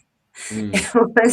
It was that's I could absolutely see monks in a monastery in Ireland engaging in alchemical experimentation. Yeah. For sure. Salty Brett is trying to pull us back into conversation again to the Good for 15th you, century. Salty.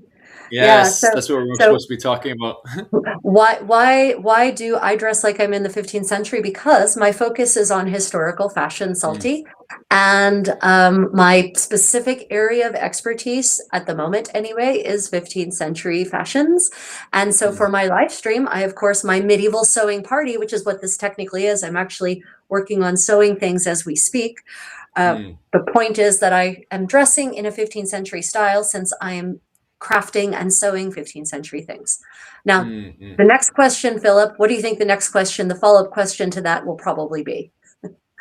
Oh, Do, do I do I go on. dress like this every day is usually what people Oh then ask. yeah, I've gotten that. Yeah, yeah, yeah. And also on top of that, like, where are you guys traveling to next and all that stuff? That's what I used to get as well. And I'm like, I'm going home. I've got Right. work Yeah, tomorrow. I'm Yeah, I am home, so I'm not really going anywhere. Yeah, yeah. yeah, I'm dressed this way because that is the focus of my research and my creative efforts on this channel. Mm, And I do often dress this way because, like, for now, I'm not changing. This is it. This is how I'm dressed for the day. I'm not going to change out of this and put on other clothes to go do my shopping. I'm just going to go out like this. And yeah. it's fine. Yeah. So I don't necessarily dress this way by preference every day, but for Mm, my creative channel, this is what I do. And so I do end up dressing this way a lot of the time. mm. Yeah. It's And just way Philip, more comfortable. once we make your outfit and you start finally dressing like a sexy 15th century nobleman, will you change out once you've done your live stream, or will you be brave and bold and wander the streets of Okinawa like like a Desmond Fitzgerald? It depends on what's going on around the place. Sometimes, because we have the sure, you have the military as well. How do you deal with the military coming up to you and stuff? Because the Oh, military are close knit to you as well.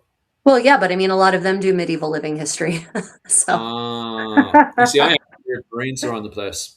Marines can be quite funny though, I think. Yeah, well, Marines they're different. Yeah, yeah, yeah. The Navy lads are grand. They Yeah. literally mind their own business, but the some of the Marine lads can be, not all of them. There's a lot of, most of them I'd say would sound out, but even fellas in the Marine Corps would tell you there's some of them are funny, like, strange. And if they see Yeah. anything strange, they get really strange at it.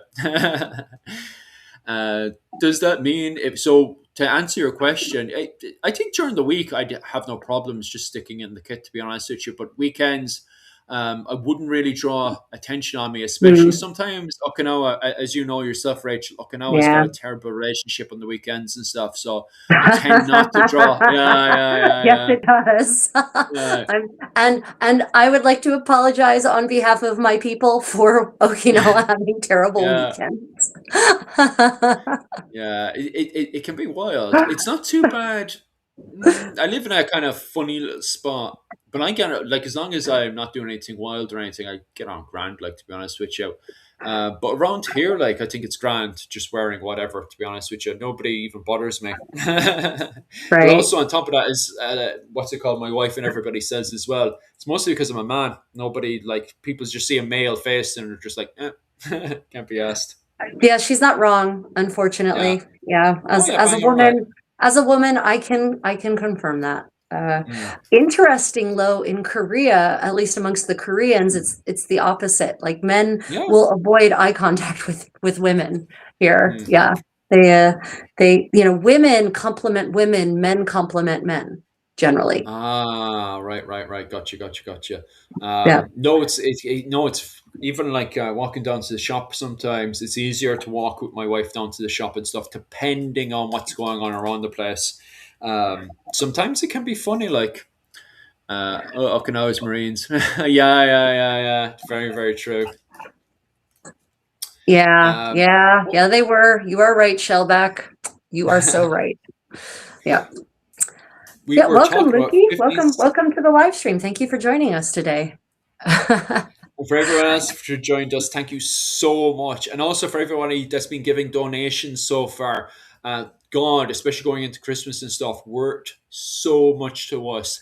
And also to everybody that has been giving us donations as well over in the GoFundMe to help recreate the 15th century Irish Yeah, clothing of Seamus Fitzgerald. That means so much to myself and Rachel, who are trying to bring this project alive. yeah, Obviously, it's clothing that I've been after for so long, but no one else has put together so far. Myself and Rachel have been looking into a whole load of research into this. And although we have seen people put the other clothing to life up in the north of Ireland, up around the Sligo area, I haven't seen anybody yet put this outfit, brought this outfit to life, even not even aware of it. It wasn't until Rachel had pointed it out and started constructing and putting together the ideas of what Seamus was wearing, that we now have an idea of an outfit that could have been worn. And on top of that as well, the outfit would be absolutely amazing. So to everybody that has given money so far over to yeah. that GoFundMe, thank you so much for that. It absolutely means the world. So far, we've gotten enough money. You were saying something about us being able to reconstruct the linen, at least. Well, Well, trying to be able we to have get the enough money research. now to buy the linen. Oh, well, We don't nice. have enough money for the sewing costs yet. But Mm, my goal, I think it would be great if I could find, or we could find, some vintage antique Irish linen from the late 19th or early 20th centuries, back when they were still weaving it in these very narrow gauges, because mm, that would be more accurate for the kind of linen that they would have had in Ireland in the 15th century, for instance. mm. So it would be, yeah, once we get enough money, I'll go ahead and start sourcing the linen at any rate, so we can get the linen purchased. And then when we hit the next amount that would cover the labor costs, then we can move on with that. But the first step is going to be finding the right kind of linen, because yeah, we could Yeah. go with any kind of modern whatever linen, but linen that's woven now is not woven the way it was, or the quality or caliber it was back in even 30 years ago, let alone 600 years ago. So it would be great if Mm. we could actually find some vintage Irish linen in good shape that we could then use to make into this garment. That would be pretty neat, I think. For sure.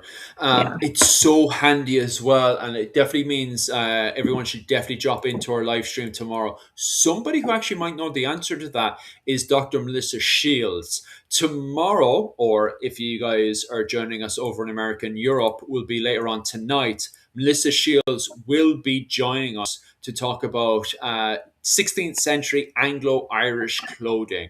In particular, literally, the clothing that we are slightly covering now, which is the Desmond Fitzgeralds.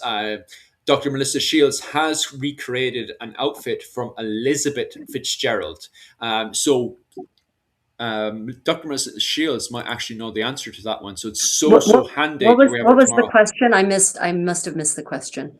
About your linen, the fact we have to research where we could get that linen from and stuff, because Dr. Melissa Shields has Oh, put together oh an yeah. outfit from the So there 16th are century. I'm not aware of any manuscripts that describe the Uh, process of linen making anywhere in okay. medieval Europe as such. So for the Mm, most part, it's based on visuals and the archaeology, and mm, looking to eras like there's no step-by-step guide from the 15th century on how to weave linen. Now ah, we do know we have archaeology. We have sometimes we have tools and implements that have survived from the for example flax weaving trade in the 14th or 15th centuries. So we can base it by combining it on the archaeology, on the visuals that have survived of looms and mm, spinning drop spindles and distaffs, the equipment that is depicted in visuals. But yes, for the actual process, there has to be some, you have to have input from the archaeological finds, looking at the way linen was hand woven up until the 19th century, for instance. So mm, yeah, no, there's no manuscripts that describe it like that in detail. Like there's no how to make linen in 1550, mm. but we have enough evidence that we know how it was done. We're like 99.9% certain how it was done. Do I Thank. use a spinning wheel? No, Mm. I do We not. just suddenly got bombarded by you did anyway, a whole load of money all at once from different people. I maybe what happened there was that there was a sudden delay or something, because you just suddenly got Oh, bombarded by a yeah, look ton at of that. money. Wow. I Oh, know. I think Twitchy just gave people a membership gift. Han, yeah, I'm not, Ah, yeah, I'm not certain how that works exactly, but I guess mm, they get to have membership temporarily to see what the benefits are, I think is probably what it comes down to. Twitch, Yeah. you're a saint. Thank you so much for all that. Yeah, so yeah, I have used a spinning wheel briefly, not in any way that I would call giving me any kind of skill whatsoever. I've used Mm, a drop spindle. I have not done linen weaving or linen spinning. I've done wool spinning. mm, So I have no actual personal knowledge experience with making linen at all. But wheels, so in the Middle Ages, they didn't have what most of you would recognize as a spinning wheel. They had what's called a ah, walking wheel, which is yeah. this giant wheel, and you actually stand up and stand back from it. Now you have to walk forwards and backwards because it's so big, and you're working with such lengths of thread, Mm, that it was called a walking wheel or the great wheel. But what we know is that it apparently produced a lower quality of thread than drop spindles did, because we have guild ah, statutes that either forbid using walking wheel or great wheel thread in the weaving process, mm, or it says you can only use it as the weft, not the mm, warp.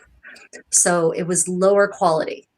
mm. So it was actually in the 15th century, still as of the 15th century, drop spinsters or drop spinners are so good with their drop spindles that the thread they're producing is finer and higher quality than the thread being produced on a walking wheel.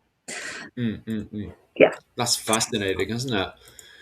Because the one I know obviously is the oh my god, you literally just said it 5 seconds ago, which is the big massive board where they're putting together the clothing and stuff. That's the only one I know. The one The I think that's behind you as well. board, the tapestry? Yes, the one. No, no, no. You know the when they're making the clothing itself, and they have it during the Viking Age as well. Like obviously, I know the spin You wheel mean as when they're well. making the fabric itself? Yeah, The loom, Loom, yeah. a loom? Yeah. Loom. Mm, Loom. Yeah, in the Viking era, they've got warp weighted looms that are yeah. vertical, but eventually, very, very sort of kind of at the end of the Viking era, horizontal looms are developed, which are the ones that you sit at, and you can make much longer lengths of fabric with a Ah. horizontal loom than you can, and much fancier, much more elaborate fabric than you can with a warp weighted loom. Yeah. Mm, mm, mm, mm. That's fascinating. Wait, All right. Shellback Bow just volunteered the word for you. The Yeah, yeah, loom yeah. question The mark? loo. Yeah, yeah. Hit the nail on the Yes, head there. that thing indeed, Shellback. Indeed. Mm. Yeah. So yeah, so we are really hoping to raise enough funds to get all the layers done. Of course, if Philip is there just in a nice 15th century Irish smock, then I guess that's okay too. We'll see. We'll get out there because it would be amazing to bring that outfit to life, especially how important it is and everything. Like, especially in the fact that we have the carving there, So it would be amazing. And so far, finance wise, we're really hitting the nail on the head. Like I've only put it out this morning, and we already got all the way up to 176. So with 176, we're getting somewhere. So Right, we are right. getting out there.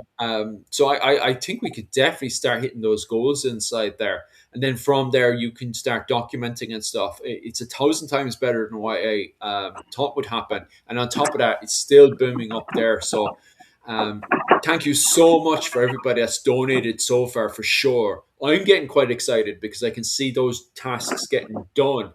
And then from there, because we've done the research, we have a very good idea of what our goal is now. From there, Rachel can start putting together, well, finding out where to buy the various items and stuff. Also, on top of that, as well, it's very handy because it gives us a reason to stretch out and see if we can get more sponsorship and stuff. Because obviously, people would want to advertise their goods and stuff, especially the way that Rachel is advertising her stuff by making those videos that shows off, how you could easily make the best of that wool, that linen, creating those items and stuff. I'm sure there's plenty of sponsors and stuff that would love to jump on top of that project. So even the fact that we've raised that bit of money so far is very promising, especially when it comes down to advertising ourselves to get more sponsorship to try to get that outfit coming to life. Well, here's hoping. I'd really love to see, an elegant 15th century Irishman for once, instead of just a Karen in his armor. Yeah, yeah, yeah. It's like you would think if you looked at the representations depicted by reenactors, Irish Mm, reenactors, or people doing Irish impressions, you would think that fashions were only the way they were in the 16th century, the entirety of the mm, Middle Ages, and or that they're nothing but Karens running around. Like that's it. yeah. That's it. There's no one else.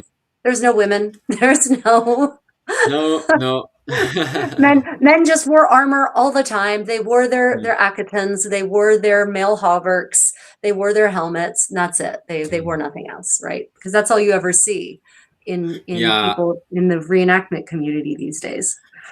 It's like, yeah, because the only ones out there that I can think of is, maybe I'm easily be able to correct it. But like the only person I see doing 16th century clothing is Dr. Melissa Shields from a woman's perspective. You're very much right that 16th century Ireland is very male dominated right now, really is. which is Yeah. weird because there should be, especially Tudor Ireland, should be way more women jumping in there, especially when Irish women had a huge part to play, not just in the Irish Parliament, but also in Tudor court.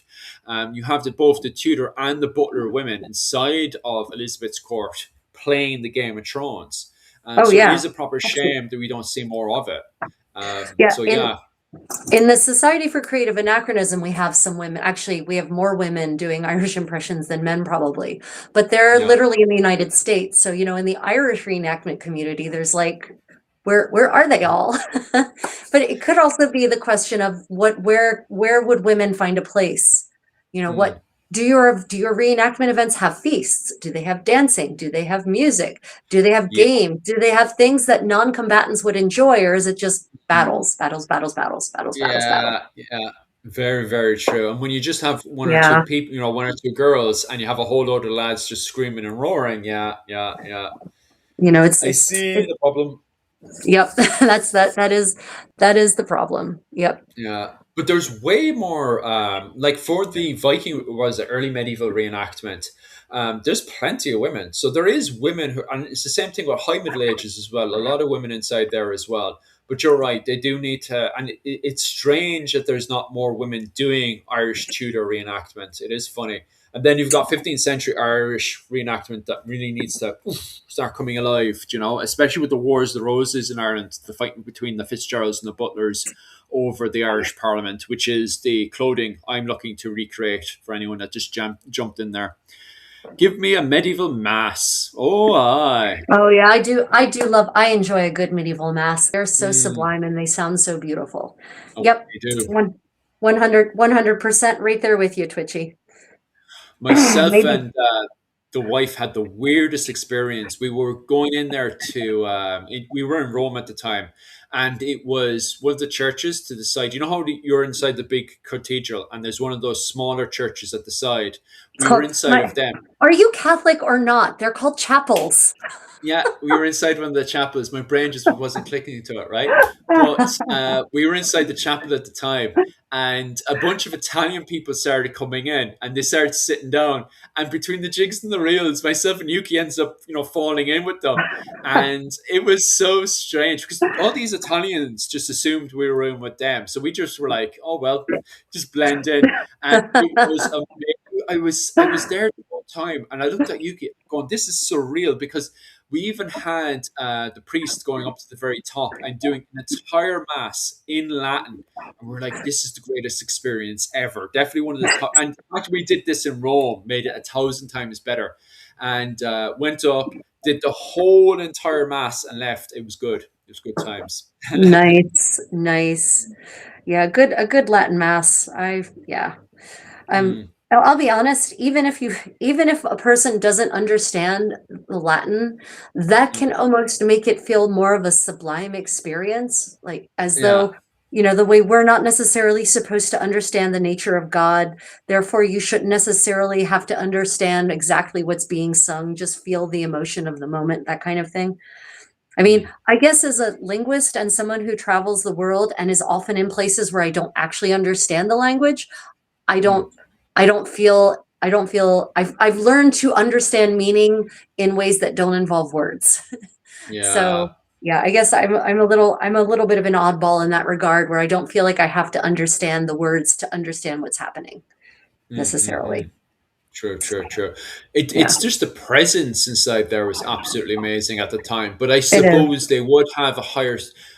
Irish Mass is fun as well, but it's its own unique thing, especially when it's done in Irish. It's one of the things that the Irish always fight for, is to have a Mass in Irish rather than English. And when it's not done in Irish, oh, the Irish people get very tick. But I think the reason, well, it is, in my opinion, the reason for it is because it's its own flavor compared to Mass in Italy, which has this more kind of godlike feeling to it. You know what I mean? And Right. then we were talking about, well, as well, is Mass in Japan. Mass in Japan, I still dying to go to a good Mass in Japan. We've gone down to the church a good few times, but it's trying because of Yuki's work and other things and stuff. We still haven't gone down for a proper Mass yet. And everyone keeps telling us it's an experience. It's a full on experience you need to do because it's a sudden warmth there. Because of the fact that everybody's just like bowing and they're shaking their hand and stuff, there's a sudden level of warmth in Japan that's very unique. So now I'm Oh, dying. yes, of Yeah, course. I mm, didn't think about that. Yeah, the yeah, part of the mass where you wish everyone peace, right? Peace be with yeah, you. And you're actually yeah, engaging, like making eye yes, contact, right? You're right. yeah. That would not be standard in Japan at all, would it? Yeah.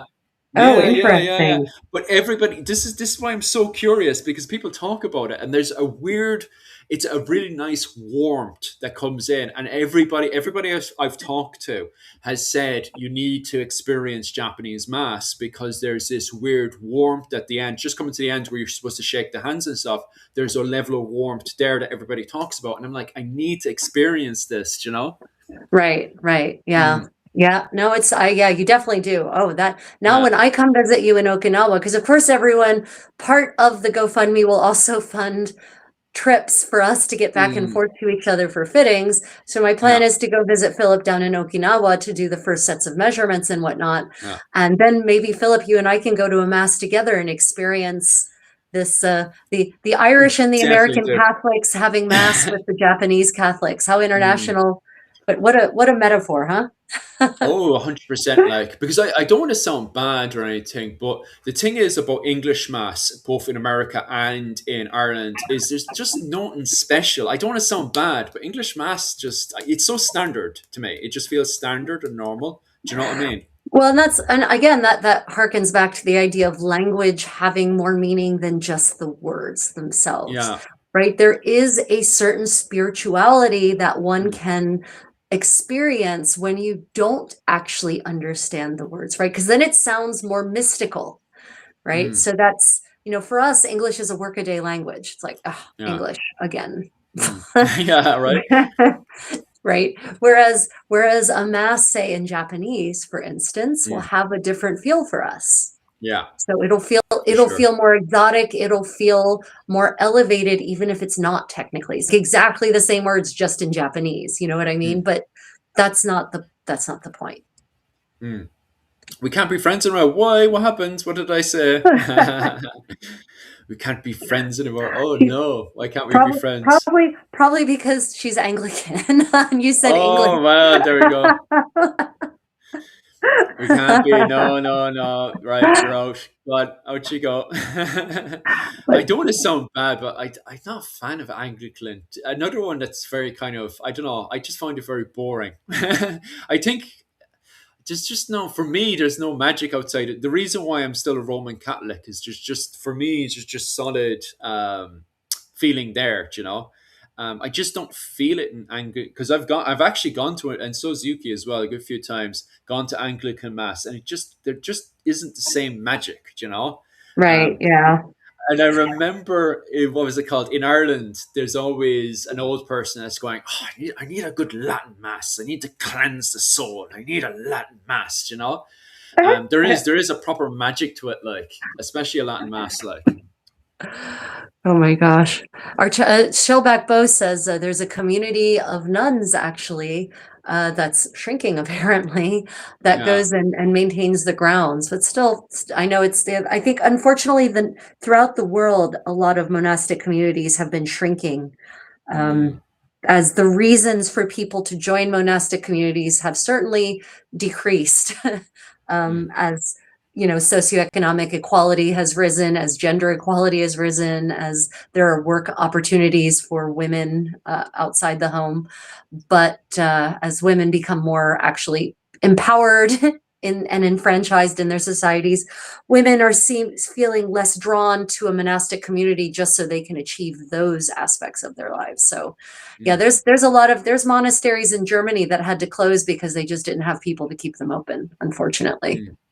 Yeah, yeah, yeah. Ooh, Yeah. give me a drink of water. Pax vobiscum. Peace be with you. Yeah. Okay, so everyone, we are coming. I love a good Latin mass. It's a lovely experience. Yeah, I love Yeah, a good Latin mass too. Unfortunately, in the American Catholic Church, the Latin mass has been hijacked by certain people on the far right end of the spectrum. yeah. Pisses me off because, like, you don't get to own the Latin mass. The Latin mass does not have to be a sign of regressive beliefs. But there's a Mm, whole bunch of people priests who didn't support the wonderful Pope Francis and don't support our wonderful Pope Leo in mm, any of their socially progressive means, who tried to reclaim the Latin mass as their way to stand up to them, right? yeah. Like, and I that just pissed don't. me off. Yeah. Yeah, yeah, yeah. I don't get that as well as people shouldn't, especially if they're claiming to be Roman Catholic, well, Catholic at least, and then they're sort because I seen that as well, is people going against the Pope's recent actions and stuff. And I was like, but what defines you still as if you're so against the Pope and stuff, but anyway, that's a different discussion and definitely out It of is my a field different of expertise. discussion, but you hit the nail on the head. It's like, oh, you're a good Yeah, Catholic, so you should believe in the infallibility of the Pope, right? yeah, yeah, yeah, yeah, yeah. Oh, the Funny. funny thing is, I would never consider myself a good Catholic because I don't believe in the infallibility of the Mm. Pope, but there it is. Throws table alongside Christ. Yep, 100%. Mm. Okay, well, everyone, this is, we're about to approach the 3 hour mark. So that's usually the time at which I conclude this medieval sewing party in any case. If you've been watching from Philip's channel, Irish Medieval History, then please pop over to the Creative Contessa and go ahead and give a like and subscribe. If you are part of my Creative Contessa community, please do pop over to Philip's channel, Irish Medieval History, like and subscribe. And remember, in both cases, if you want to be notified about when we go live, when we publish fun and interesting content, because it's all fun and interesting, isn't it, Philip? Yes, yes, it is. When you want to be notified, click on the notification bell and click all, or Mm, the almighty algorithm will decide for you what it is you want to see. And also, mm. if you've clicked the notification bell before, you might need to go and check it again because YouTube sucks and it Yes. keeps undoing notifications. Mm, Otherwise, I would like to thank my patrons and channel members who have thus far generously supported my work. I'd like to thank all of you who've left super chats and given me those cute little gems and comment and like and are just always engaging in all the different ways you are. I am deeply honored by your support. mm. Philip, your final words. Yes, I'll next see you guys tomorrow because we have Yep. Dr. Melissa Shields is coming in tomorrow. Hopefully, I can Yep. get both Rachel and Melissa Shields dressed up, which means the only person that needs to get dressed up now is myself. So please, please, please go over to our what's it called? GoFundMe. Help recreate. What was it called? There we go. Help recreate a 15th century. 1 second. I'll just put it into. Actually, I can't actually. Not in this one. But anyway, pop on over to our. Oh, I'm trying to do everything at once. Community. I'll be posting the GoFundMe link if you want to support me Yes. making a 15th century Irish ensemble for Philip. I'll Mm, pop the GoFundMe link on my community posts and mm, I'll try to post it on Facebook, but you all know Facebook throttles links like nothing mm. else. So yeah. Happy Yeah. days. And Right. tomorrow I'll be on We'll mid-afternoon be. for Americas, later in the evening in Europe with Philip, and we'll be talking about 16th century Irish fashion. And then Mm, tomorrow later on, I'm being interviewed by a fellow YouTuber about medieval living history and other topics, and I'll be sewing, of course, so more medieval sewing party to come. mm. Yep. Otherwise, until next time, everyone, stay creative and may your creative adventures be unexpected. Bye, everyone.